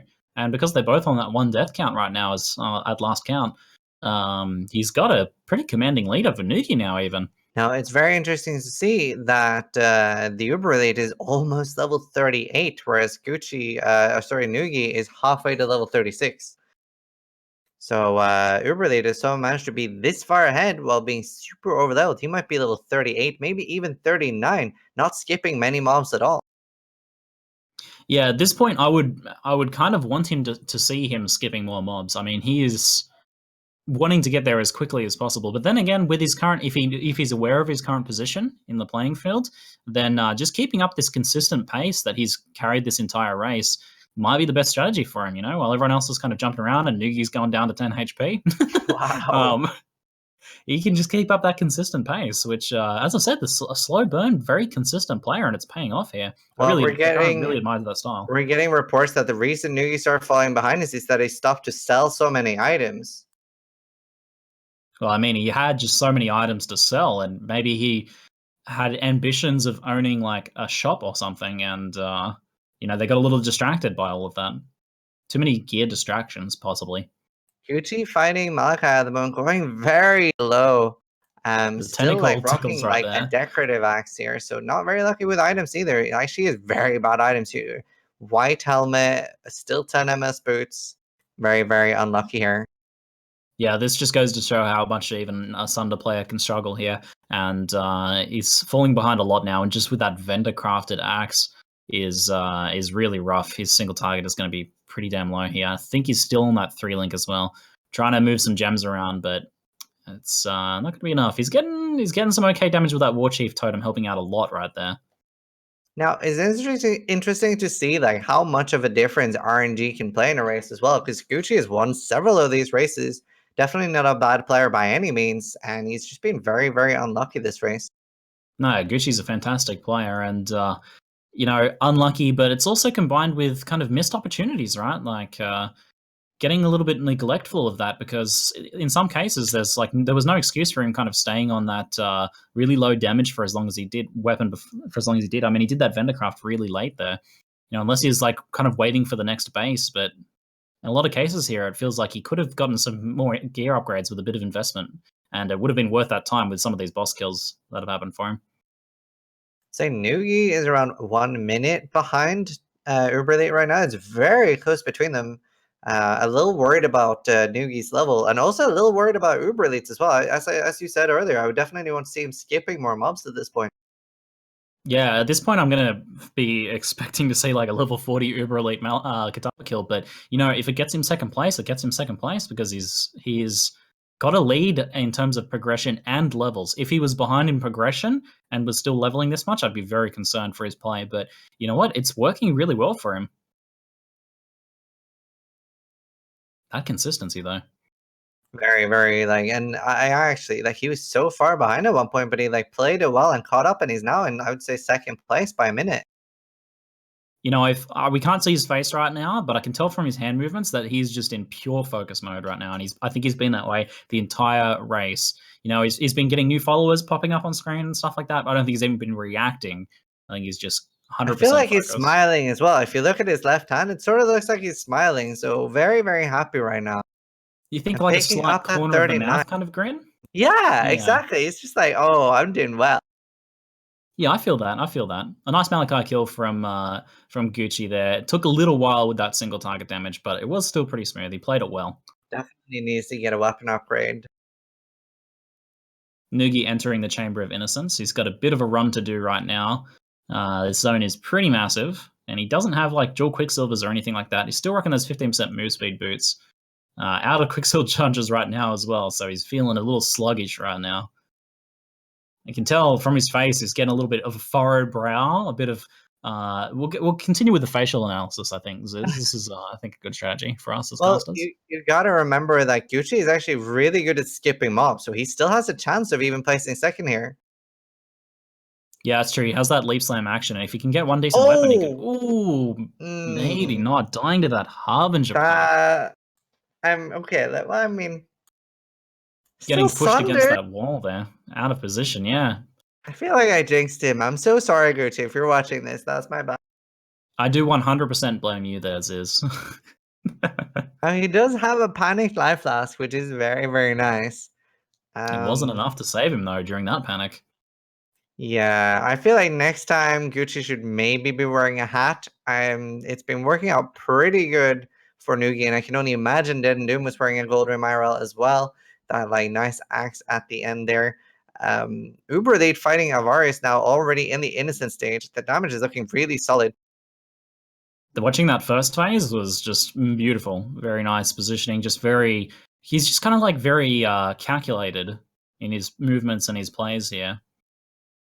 That barrage is doing really good damage. He now has a serrated reflex bow. So that's a crafted with an alchemy orb doing 63% increased fist damage.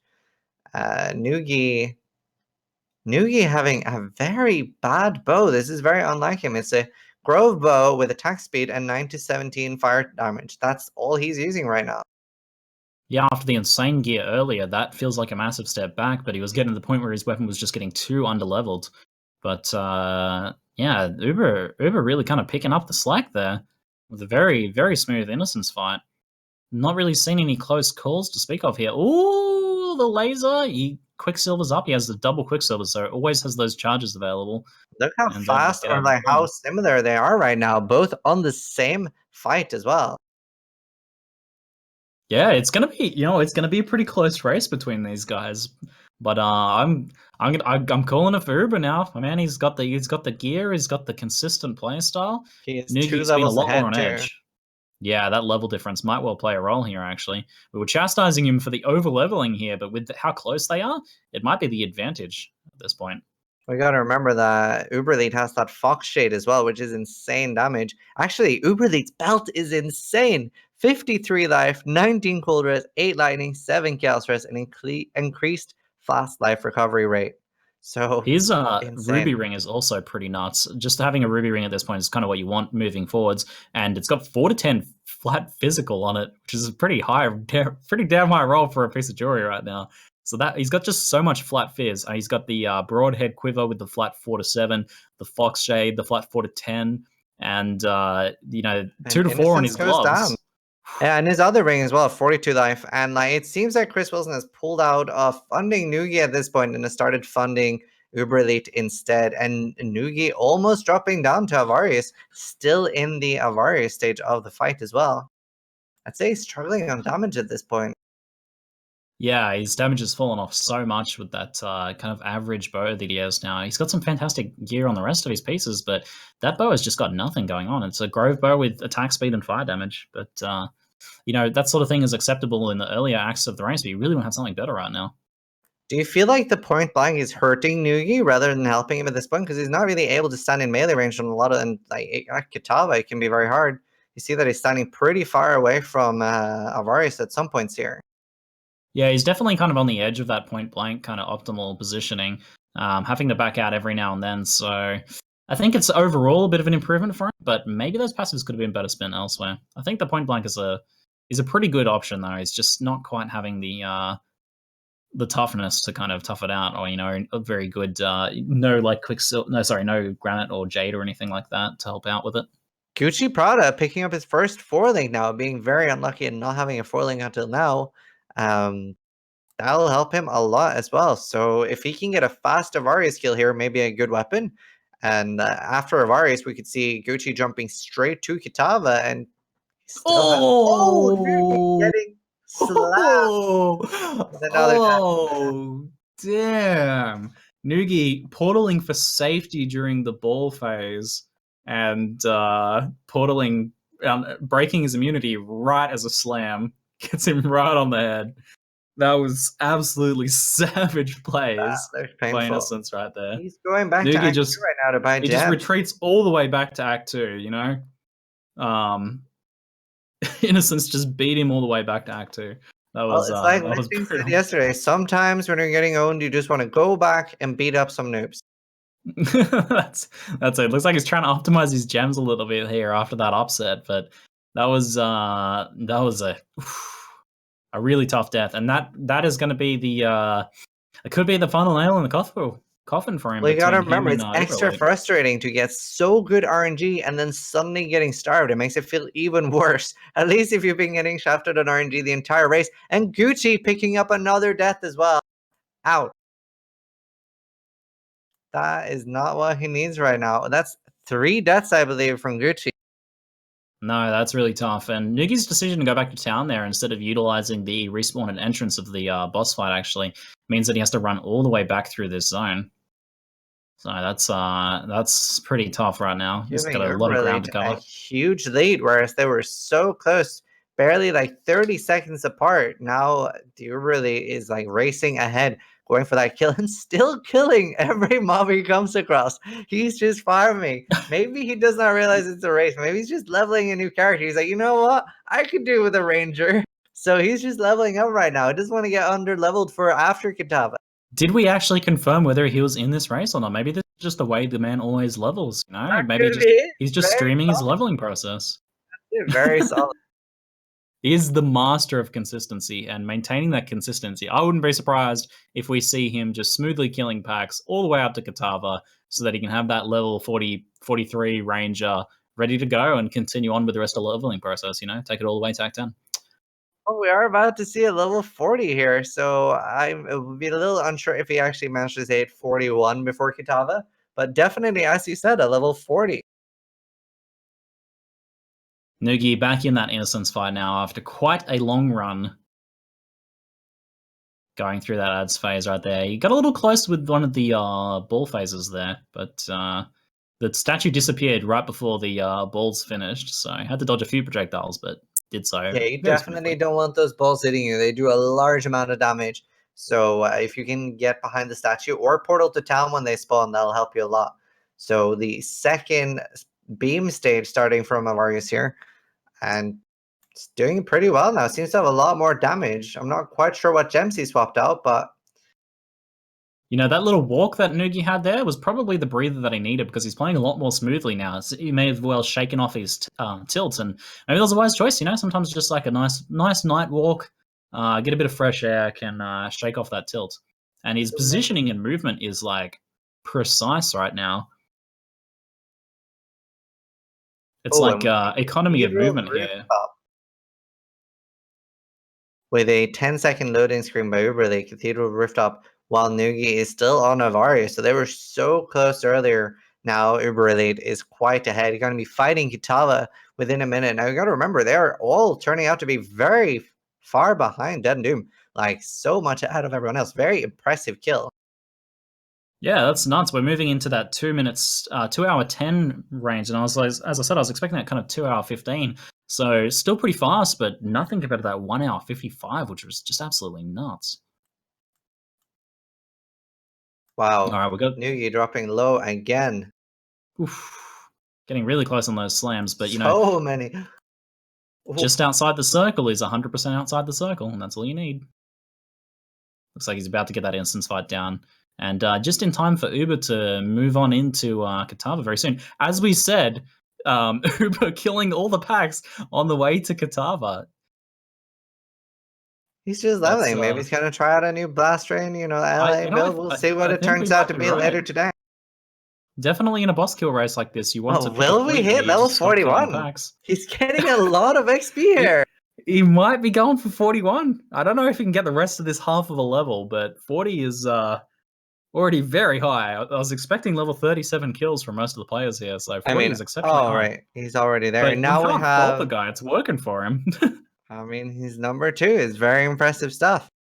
Did you see that gem swap? That was the fastest gem swap I've ever seen in my life. Was You got it the too weapon swap fast? gem swap? Whew. That will be interesting. Do you think we'll see any that's coming up from Uberly? I think we'll see at least one death. I do, yeah. Those slams can just be so fast and unexpected, and Wait. with his HP, he can die. Did you see that damage? That was nuts. What? That was nuts. Oh man, that first phase went down so quickly. I mean, it's a pretty small HP bar on that one, but that was very fast. Oh, this explosion. Ooh, nice. Playing Though. it so well. Crazy damage. Now, this is where I would have liked to see the players have a decoy totem out. Wow, and handling the second phase. Now, I'm very worried about the ad phase for this barrage, and he's swapping. Very, very clever. He does have that evasion on full life, though, which might well save him here. I'll be interested to see if he even takes damage off the Flicker Strike. Flicker Strike just completely misses. Oh, Does get down, though. Oof. It did very little damage to the heart there. Yeah, that's actually very smooth, kind of like only taking half of his life ball and just quickly healing it back up with a nice, heal over time action there. Doesn't even have the instant heal flask, but might not even need it. I think he's gonna need to go down here pretty soon. He's being whittled down by these mobs, and he's not like taking the heart down very fast. The Kitava going down so fast, but the heart is taking a while. Nugi making progress towards Kitava here. He needs to pick up that staff still, but he's going very low from the mobs as well. Gotta remember that like all the mobs in Act 5 are very dangerous. And the next stage of Kitava begins, and wow, the damage is insane. Ooh, rough positioning there for Uber, but does very well to avoid so much stuff happening right there, right on top of each other. He's really making the minimum possible movements here to avoid some of these attacks, and that's just very impressive. It lets him do so much damage. And here we have another hard stage. We might see a deathless kill from Uber. They very nicely played. His damage uptime has been nuts, trying to get as much damage on that heart as possible as soon as it appears. He's going to have a tough fight with these ads here. We're probably going to see kind of a bit of a slow and steady approach as we've seen from the rest of his plays, which is working very well for him. Kind of kiting around, taking lots of damage. But you got to remember, like, right now, his bow isn't that insane, but he's got crazy flat fizz on all his gear. 6 to 10 on his amulet, 4 to 7 on his quiver, 4 to 10 on ring. Is insane damage from his gear right now. That's why it's going down so fast. He's really surprised me with that barrage action, but it seems to be working well for him. That single target is pretty nuts. Very nicely played so far, dodging the majority of the attacks here, wondering how much that evasion is helping him out, because he's staying full life quite a lot, so I see a lot of the flickers are actually missing. He would need several deaths here for Nugi to catch up, and I don't see it happening, man. This play is just so smooth. And Kitava scoops the heart back up. What a fight! Last little section here, but I think we've got no problems here. His damage uptime during this has been just fine. His positioning and movement and use of that blink arrow, flasking, everything impeccable in this fight. There it is. And there it is. We'll call it on the explosion, but it looks like a 2 hour, 14 and 30 seconds. You can see him kind of like flexing his hands. Smiling away. Yeah, you can see the joy there. I think he knows that he's done well. A very admirable race right there from Uber. That was very exceptionally well played. How many deaths was that? Was just one? I think that was just the one. I think that was just that one death. 30 in mud flats or something, right? Yeah, like to the eggs or something, wasn't it? Yeah, that was just such nice play from Uber. That would have really been a admirable. 214 without the like level 2 death. Wow. He had some good luck. He made the most of it, but all around that was just like a win to consistency right there. Such a consistent player, just smoothly kind of clearing through. Like maybe he could have got a bit of a faster kill, like maybe 2 hours 10 or something, if he had stopped killing packs. Gucci almost dying. Oh my god, so close twice there. Taking so much damage from mobs. I'm surprised that they were seeing so much less damage coming out. He actually has a serrated Jasper axe, so he's got a very nice axe there. This is gonna be it's gonna be kind of an interesting play here. If Nugi gets a few deaths, this could be actually kind of close. for third So place here. I think they're both on 3 deaths right now, if I remember right.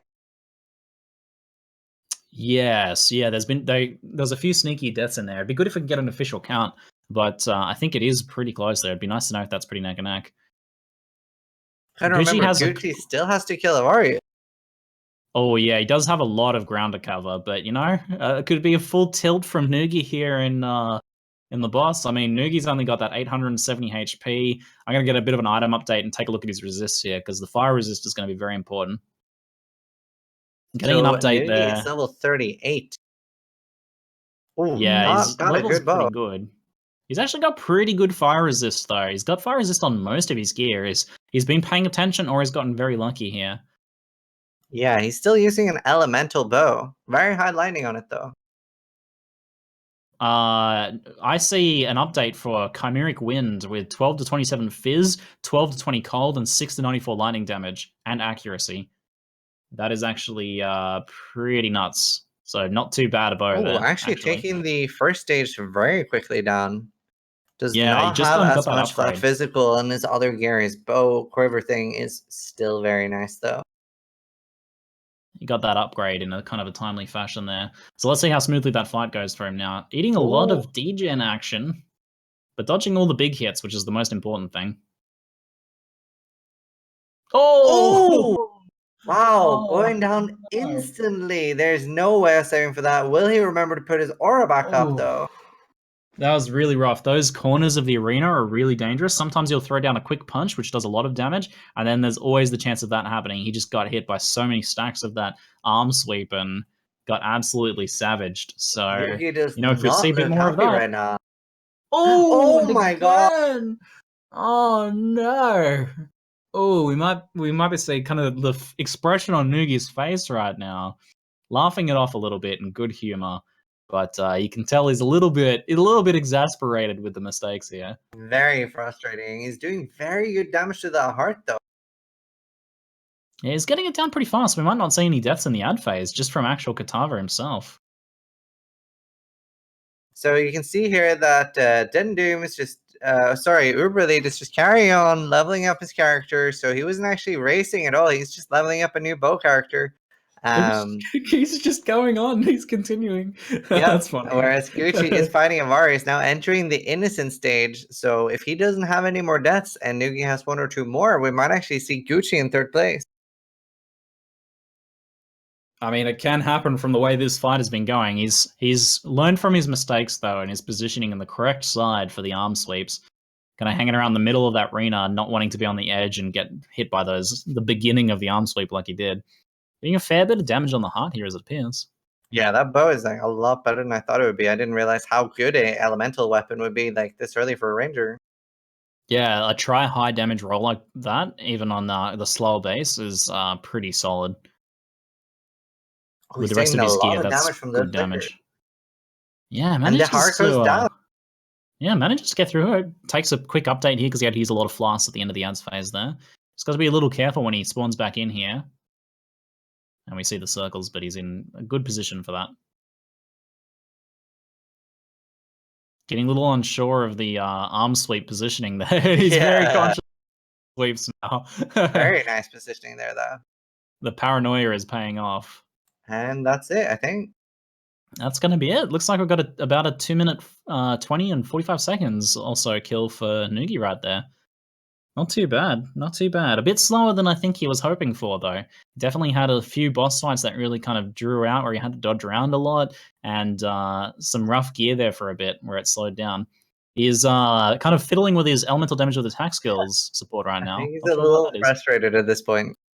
I think he's losing his sanity a little bit right there. But well done for Nugi, though. 5, I think. An extremely entertaining race with some big highs and some big lows for Nugi there. 100% sure how many deaths he has. It's about come out 4 died times. 4 times. So that does put him at 2 minutes 28. 2 hours 28, sorry. So nearly 2:27, 55 or 50, I think. 2:27:55. Yeah, all right. We'll see what the time ends up being for Gucci here. but he's gonna have to push pretty fast through this progression here. He can leap slam. We can get there pretty fast. Get Innocence down fast enough. Ooh, taking a lot of damage from that laser. Oh wow, yeah. Oh my god! I did not see a life bar there. It's just the life bar has ceased to exist. Monka S. So is it 47 seconds he got hit by the red beam? So that puts him at like 2, 27, 40, 47, 41, something like that. All right, so that's the time to beat then with, I think, how many deaths from Gucci, though? 2 deaths? I think we have 3 at least. Oof, I think he's going to have a hard time then. He's going to have a hard time making it. Nonetheless, we'll pay attention to his plays here, see how he goes. Sunder works very nicely on the ad phase there, though the proximity shield kind of screwing him a bit. Those can be pretty frustrating in that phase of the fight right there. It's very interesting to see like the huge damage difference between DeadAndDoom and Gucci, even though they're both. Oh wow! Every single laser, he's gone Oh my god! He's gone so low on those lasers. As far as this is not good, but he's like pretty far away and is having a hard time kind of getting close enough to dodge those lasers. Right on the edge of that slam right there.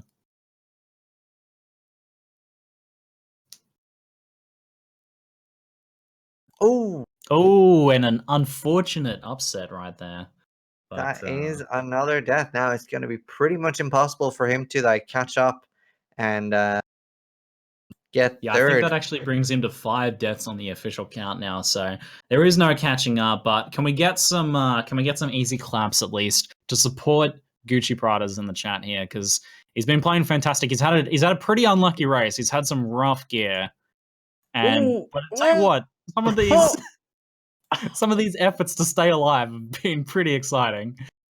He's going to put on a good show for us at the very least. I can tell that. Yeah, you got to remember, Gucci won the first 2 races by a lot as well. So very unlucky this race. He's going to have to do some manual dodging of the balls here. Ooh, collides with the unfortunate first one right there. Very rough stuff. I think we're going to have a very entertaining close to this race. I can't wait. This is not looking good for Gucci right now. Oh my god. It's... so much damage to everything right here. I'm checking his resists. Oh my god. So many deaths. Oh. He does not look happy right now. I think he's just having fun with it at this point. Looking over his gear, he just has no resists, man. He's got no resists at this point. He's got a fair few life rolls on his gear. His life total is pretty good, but apart from a flask that gives resistances, he's got 2 flasks that give resists, so he's been relying on that, I think. But the rest of his gear just really neglecting those resistances, or has gotten lucky and not been able to get any. At this point, maybe like transmuting ulting gear. He has to run all the way back now because he misclicked and didn't click, or he clicked Resurrecting Town instead of a waypoint. So having to run all the way back is a lot of extra time. The same unfortunate mistake we saw from Nugiyen as well, which is pretty rough stuff. But nonetheless, it gives him a little bit of time to take a breather, kind of exhale, and de-tilt a little bit. Yeah, de-tilt a little bit. I think we'll want to see the end of this Innocent fight, but we might be able to start interviews shortly after that. At least give Gucci his satisfying victory against Innocence here. It'll be interesting to see. I think he's on the last stage, but he's like taking so much damage. Yeah, just absolutely no resistances. Oh.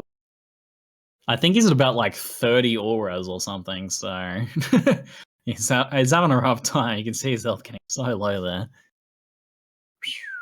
Yeah, it's not looking easy for Gucci right now. He's got plenty of statues to hide behind. And he's going to need it now for this phase. He can't get hit by a single one of those. He's going for the manual dodges. Ooh! Ooh, he makes it through alive. Impressive stuff right there. Taking a lot of damage in this fight. Oh, and oh my god, that panic potion. Very good, like fast use by Gucci. Oh, the whack from the balls are everywhere. So Oh my god. Oh man. In a second here, we'll be seeing a little bit of an interesting display, chat. I know we're a little bit ahead of you guys, so no spoilers, but prepare for some action. I think Gucci might be calling the race there. Nonetheless, a fantastic display. He had a real rough time, some really tough gear, and he did his best to go through. But Yeah, I gotta remember he's got ultimately was very low attack damage on his gear, and he's been very unlucky with weapons. I know. Looking over his gear right now, it's really a really rough situation. He's just kind of not able to do it. I think Innocence puts him down. He's been judged. Wait, he's going back. No time for auras. Let's just do this. He wants this satisfying. I want to see him get this revenge kill here. Can he do it? He's so. Oh my god.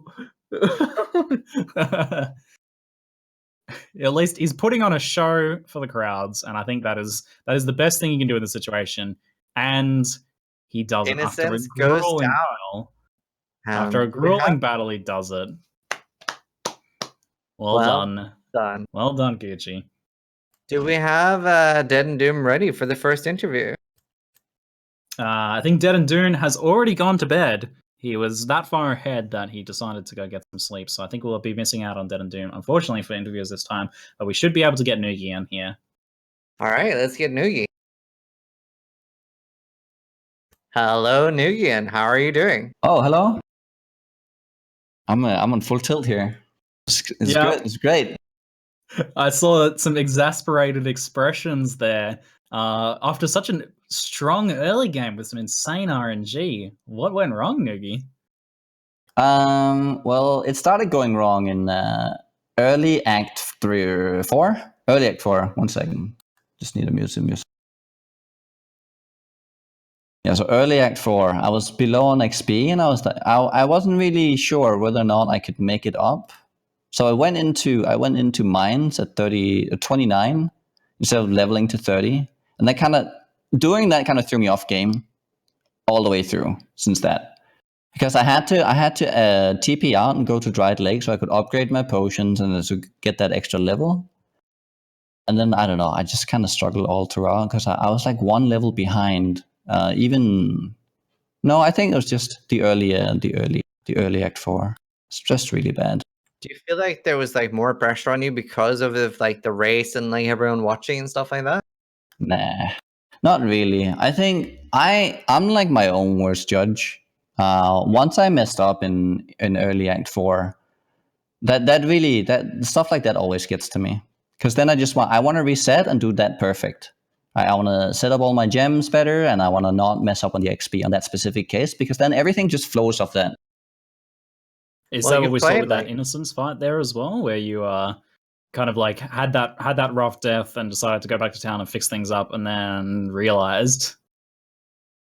Oh, I knew already when I clicked the resurrect in town. I knew I fucked up. I knew already. Yeah, no, I knew already. Well, on a positive note, you did like extremely well early game and like dominated all of the early game. You were so far ahead of other players. How do you feel about like the Sunder versus Bow choice? Oh, Sunder is way better. I did one cleave run today. I'm not that comfortable. I almost kept up with the time I did on my bow. I was like maybe 1 minute behind the time I had today on a cleaver. I wanted to do the bow race rather than the Sunder. Well, do you feel like your helmet in real life helped you out? Like that thing must have increased rarity on it. Like that was some insane drops you were having. Yeah, I don't know. I think it held out a little bit. I did have very good drops early on. That was very nice. Yeah, I feel like that must be like extra frustrating, because we saw you were getting crazy drops early on, but at some point they sort of stopped and you were getting very unlucky with equipment and stuff like that later in the game. I'll say I messed up. I must have had plenty of chromes drop along the way that I could have picked, and I didn't. Oh. And that was a big mistake, because I was running all out Weapon Ellie, and the build I made is pretty much complete conversion. So Weapon Ellie is a 50% damage loss. Not running that. So yeah, that's why I struggled so much in Act 4 as well, because I couldn't kill the Rezo as fast as I normally would, because you can pretty much kill him. Just you tank him with a Quicksilver with the resist, and you just tap your potion, and you can face tank everything. And within just one potion, he's down one phase, and then you go to the next, and you never run out of potions. We But saw not a very having, different fight, though, for you. You were on edge that whole Yeah. running around 100 HP. A very entertaining fight. It was a crowd pleaser for sure. Yeah. I was pretty proud of myself surviving through that, though. If you were doing little win. the same race again, would you change it up and go Sunder this time, or would you still go with bow? The thing is, this build I'm running right now is the build I used to run to Malachi, because you don't normally get GMP. I'm not sure whether or not with GMP, because I know Uber has been trying Barrage, whether or not going for some sort of Barrage build might be good, especially when you can get that GMP. I'm not sure. I would like to experiment a little bit more with this version. I think had I not messed up, and I had got let's say my Act 4 has been flawless, or at least good compared to my other acts, I think I could have gotten around 210, maybe a little lower. That was my goal this entire race. Very solid DPS against Kitava. I was surprised how fast everyone got him down. Rainier has a lot of damage with point blank, because you have a pseudo 5 link. Yeah, I saw especially how happy you were when you got that quiver. That was an insane quiver. Yeah, for sure. That was definitely a highlight, that drop there. Do you think you were able to take full advantage of the point blank choice with kind of how squishy you were looking for quite a bit there? Did you just not have what you were noticing? Because I noticed in practice, yes, you had a Jade Flask and you were using that a lot to really take advantage of it. How about this time?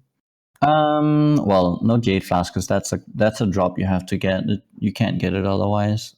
Yeah. I didn't have the damage. It's just not like that. I don't know. I don't really think I think I could play better in Act 5. I should be blinking a lot more. I don't know. After I got tilted, I just started playing a lot worse and not blinking. Because all you should do is you should blink, smoke mine, kill. Blink, smoke mine, kill. That should be the go-to all the time. You were doing some 6 skips as well. It was very impressive to see.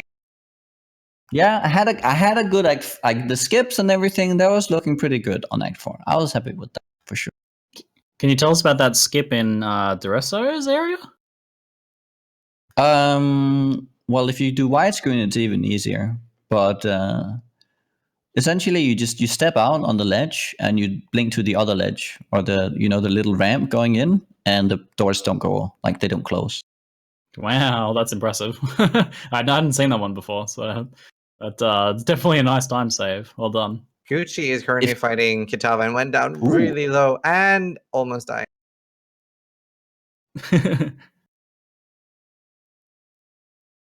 Yeah. Well, Iggy, what do you what would be the one major thing you'd take away that you'd want the next time for a similar race? A little bit more preparation. I've been kind of unsure of exactly how the build. I'm still not quite sure how I want to have the Ranger run to Kitava. I have a really good strategy for Malachi, but I don't really have the end strategy for Kitava. So back to the drawing board on that. Was skipping the waypoint intentional to save time early on, or was that just something you forgot? Wait, which one? The Malachi waypoint. No, I always take that first. That's why I logged out. I'm used to taking that first because I always know that I need to log back out and come back in there if I'm low on TPs. And I saw I was low on TPs, so I thought I had taken it already, but I just forgot. Well, overall, you played really, really well. Very solid. How much preparation do you have for this race? How much have you practiced?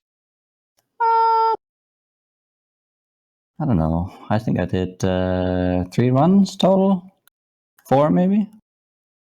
Not too much. It's mostly the Malachi strategy I ran. So I don't have much practice in Act 5.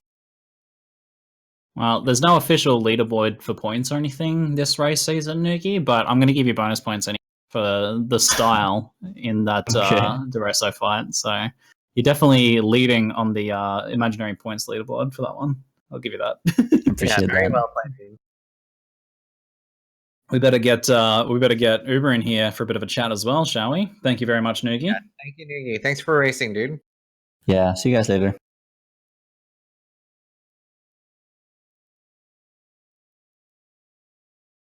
Uber, g'day, mates. Do you have mic? There we go. How you Yeah. going, mate?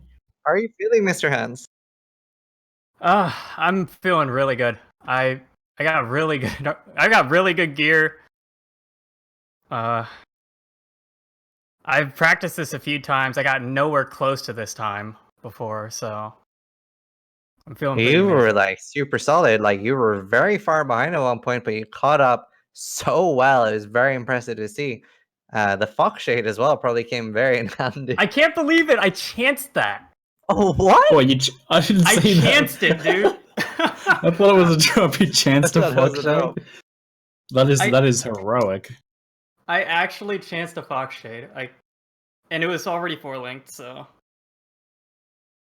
That is absolutely insane. But I have to say, man, like I think the big winner for you though was your consistency. You were just so consistent in this rate from start to finish, man. Even we were kind of even noting that even towards the end of the Kitava fight, you didn't kind of like let up on that consistent playstyle, and we just continued to kill packs. And looks like you were even continuing to level afterwards for a second there. Are you taking this character to Act 10?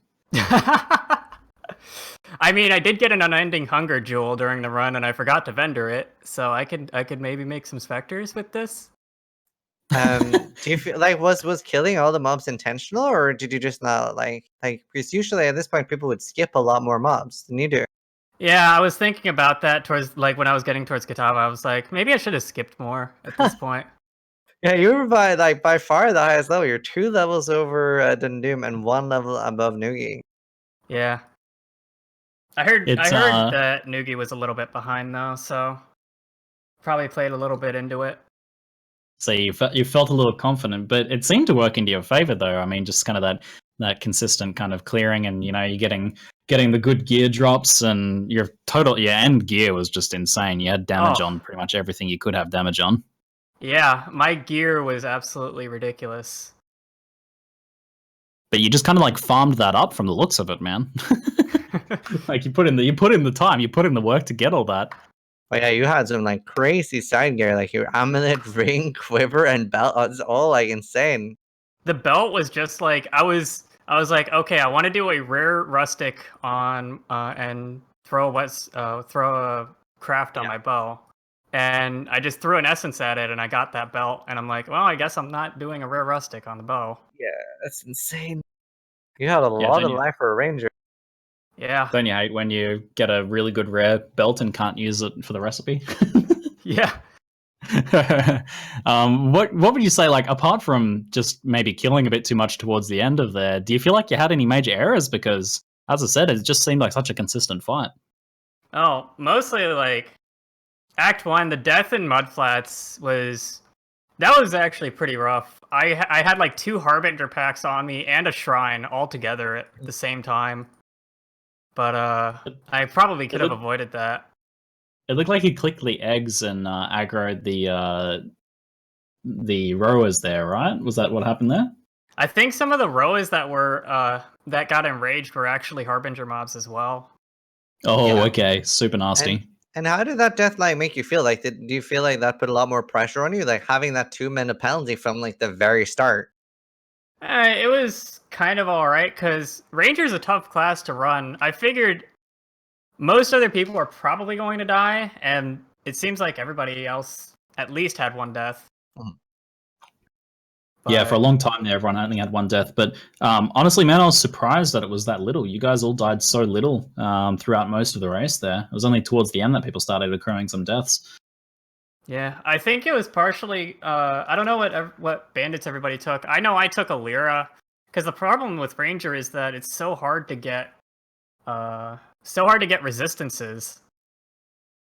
Yeah, I think a Lyra was a pretty consistent choice for people for that exact reason. I think that's the way to go. You need a lot of kind of fire resistance, especially moving through the later parts of that as well.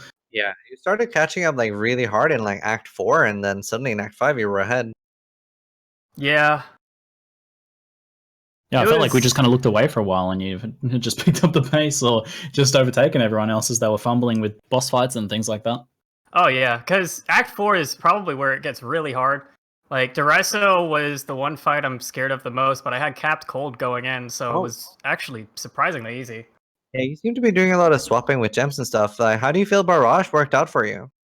Barrage is actually really good, surprisingly. LMP and GMP are actually positive support gems for it early on. And they actually do a lot of damage. That reminds me, I wanted to look at my actual damage in Path of Building. So are you using both LMP and GMP on Barrage? No, I switched to GMP the moment I got it. All right.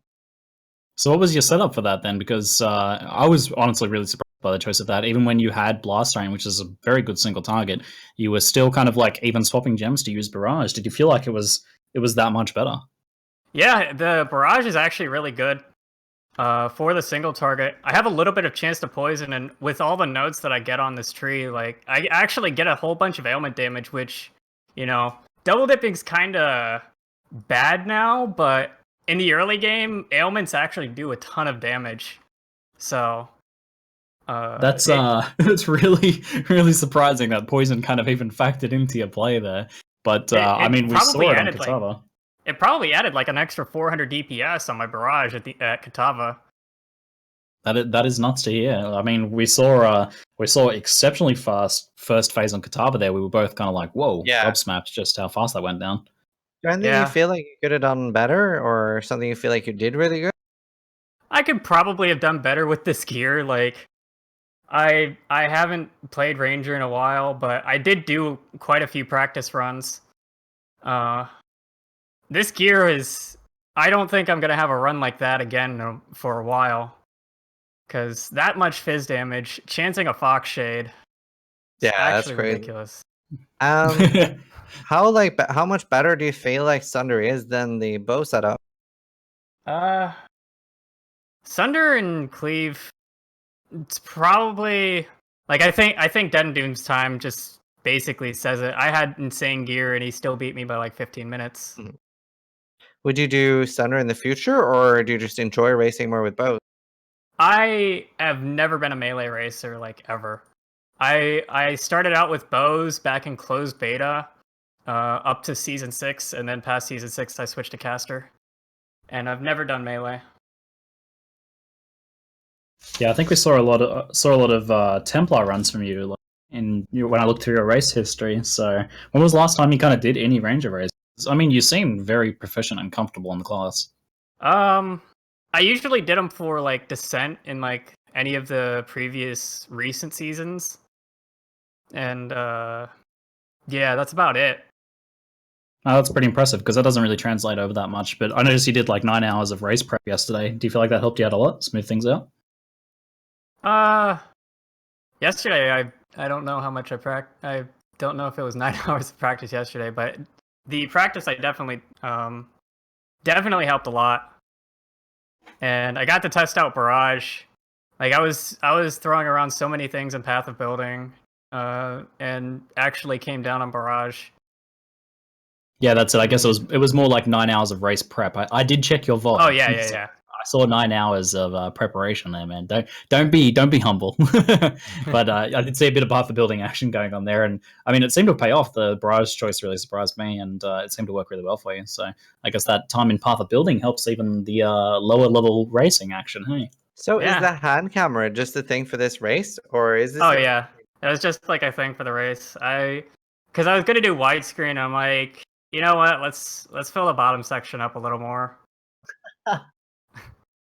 We were trying to analyze your mood and expressions just based on your hand movements, and it was challenging, but our kind of bet was that you had a very kind of focused face, maybe with a slight smirk, corner of mouth smirk. Can you confirm or deny the facial expression during the race? Smirk, probably not. I was like probably fully focused.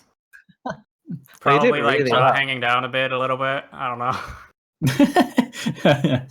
Good stuff, man. Good stuff. Fantastic race, though, and fantastic result, man. A very, very solid second place. A very solid Yeah, run. congratulations, dude. Thank you.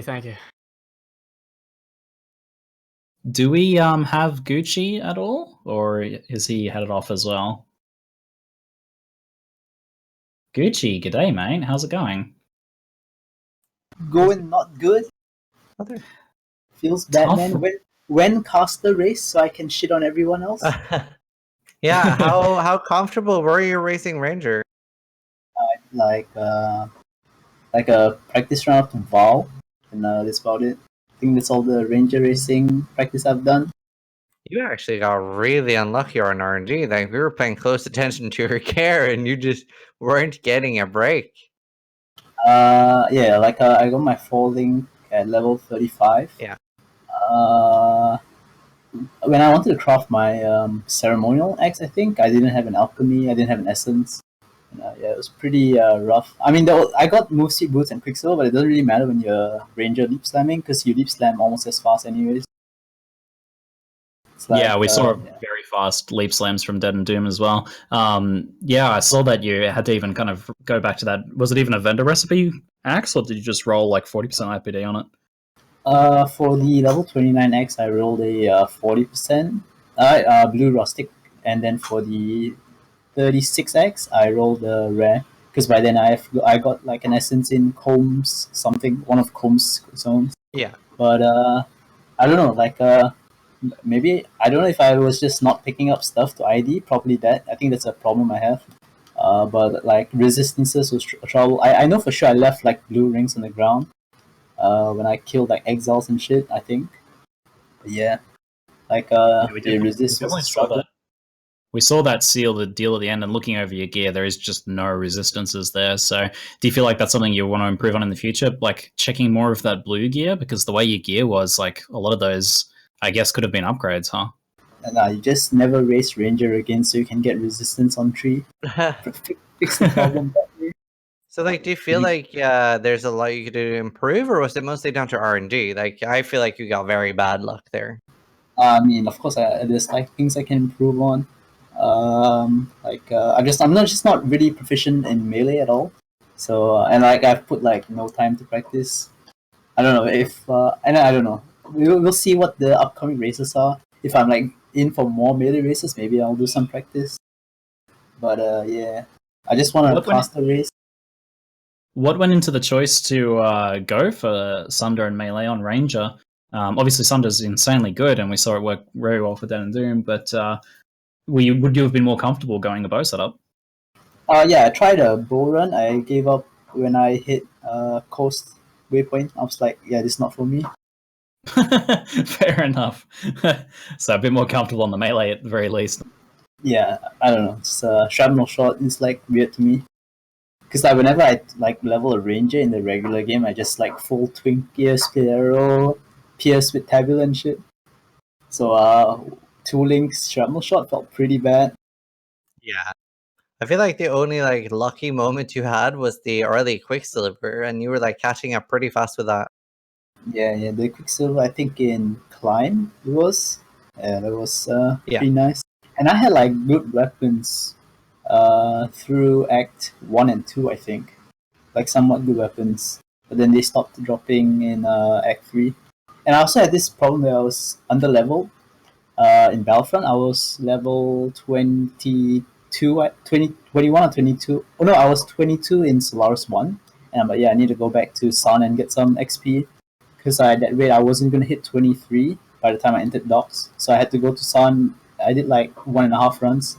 That also like cost me some time. But yeah, I don't know. Okay. Like I need to get used to the cleave XPing.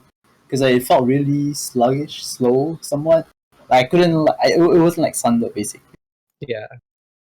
Do you think the changes to the Act 3 zone layout have a big impact on that? Because we saw a lot of people kind of being a bit underleveled as progressing through Act 3 because of the removal of warehouse and sewers. Do you think you have to kind of like accommodate for that? Yeah, it just makes doing a library like not that bad anymore. Like if you can get something really good. Like, because you do library and if you do library at like a decent level, you get good XP. I did it at 24. I think I entered at 24 and that was like pretty bad. I had to log once, but I was near the waypoint. But yeah, I don't know. Like, I don't know what they can do to even like sort it out. There's nothing you can do in Act 3 other than library that's out of the way. Maybe it's better for like regular gameplay where like you're doing the trial in it's on Catacombs, and then you're doing library. So like for the average player who's like playing through the game for the first time, you're not gonna have any XP issues. But for a race, it's like so awkward. Yeah, and true. did you pick up the bust in the sewers there? Because I feel like that, even if you end up full clearing the sewers, I feel like that's sort of okay because of the XP stuff. Well, I couldn't find the last bus, and then I forgot about it till I was in Act 4. Then I noticed I had the 2 busts in my inventory, so I just dropped them in Act 4 somewhere. Do you like regret doing that, or do you wish you'd have gone for all the busts? I mean, I don't think it made much of a difference. There was like not much I could take on the tree anyways. It would be like 4% life, I think, or 10% damage. Yeah. How do you feel like tank-wise? Like, do you feel like you were tanky enough? Probably not. I mean, I think ideally you want like 1.3k at the minimum, or like I could take a hit as long as I had fortify up, and like after a while I just gave up and like couldn't be bothered. I feel like the resist kind of played the biggest role there. I'll tell you what, though, you gave us a entertaining innocence fight there. Cheers for that. That was a crowd pleaser. It's so dumb that it's so hard to dodge that thing. What's that attack he does? The one where it's like sparks everywhere. Like it shouldn't be that hard to dodge it. Yeah, the bullet hell state. Bullet hell state. Why is that so hard to dodge? Like it should be like it should be hard but not that hard. Well, the other thing about it is it's so unfair because like some of the racers didn't even get that. Like sometimes you don't even get bullet hell stages, and other people like you got it loads. I was having fun though at that point, but like and my damage was trash. That's another thing. DeadAndDoom was saying I had really bad damage compared to him. I think it came down to the War Chief totem. Eventually, I got the falling for the War Chief, but I didn't have the currency because I was transmitting too much items. Like I used my transmit on ring, gloves, helm, alteration, the helm to try to get a better roll. But and then when I finally got the second falling, I just didn't have the currency to buy Conk Effect and faster attacks. Well, thank you for the very entertaining run, Gucci. It was good stuff, man. Sorry about the gear, man, but very, very entertaining nonetheless. Yeah, thank you for racing, dude.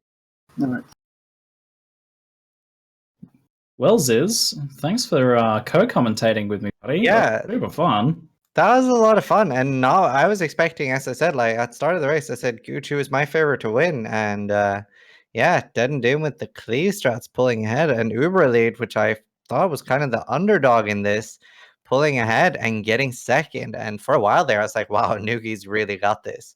So as you can tell, like even though somebody's leading, I think Nugi had a 55% crowd vote to win, and you can see that like deaths are crazy in these races. Yeah, Nugi was my pick at the start too, but a lot of surprises in this race with the 2 of them going melee, 2 going ranged, and even some different strategies within the range strategy as well, with like Barrage from Uber. But the highlight for me is definitely just that pure consistency from Theuberelite. That was super impressive to watch. Like I feel like I learned a lot from watching him. That's going to just improve my range of play, and that's kind of I really appreciate that sort of consistent play style. Just really, really smooth, really focused, really determined.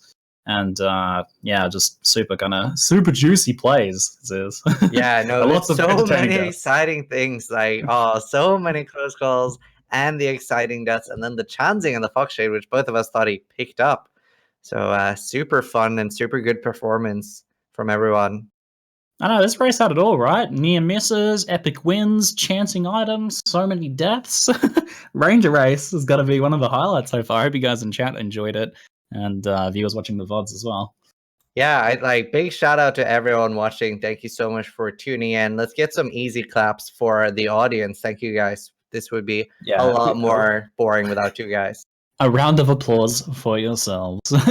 And thanks for supporting the racing thing. You know, I love the racing, and I hope GGG kind of takes note of our passion for it, you know, as a community, and even going out and putting these. And thanks to Havoc and everyone else has put in a lot of time to organizing these as well, because These races are so fun and so well put together, and the production quality and stuff is insanely good. And I'm sorry for bringing that down a little bit today. I had so many tech issues. My mind was melting. I was tilting harder than any racer. Fairly fast. And again, shout out to Havoc for doing the camera work. And for all of you watching, remember that you can subscribe to Havoc for half price for all of September. So that's great. September. Again, Thanks, dude. Wow, dude. Kapow, dude. Really good camera work, dude.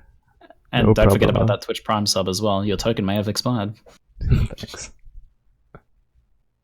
But yeah, no, I was so happy with how the race went. It was like a lot more excitement than I thought it would be. It was so many close calls. Thanks for having us on, Havoc. Yeah, Appreciate it, no man. problem, guys. This is an epic race. Thank you again for commentating. And without further ado, I will end this broadcast. But stay tuned, guys. We will be planning next week's races right after this. Stay tuned.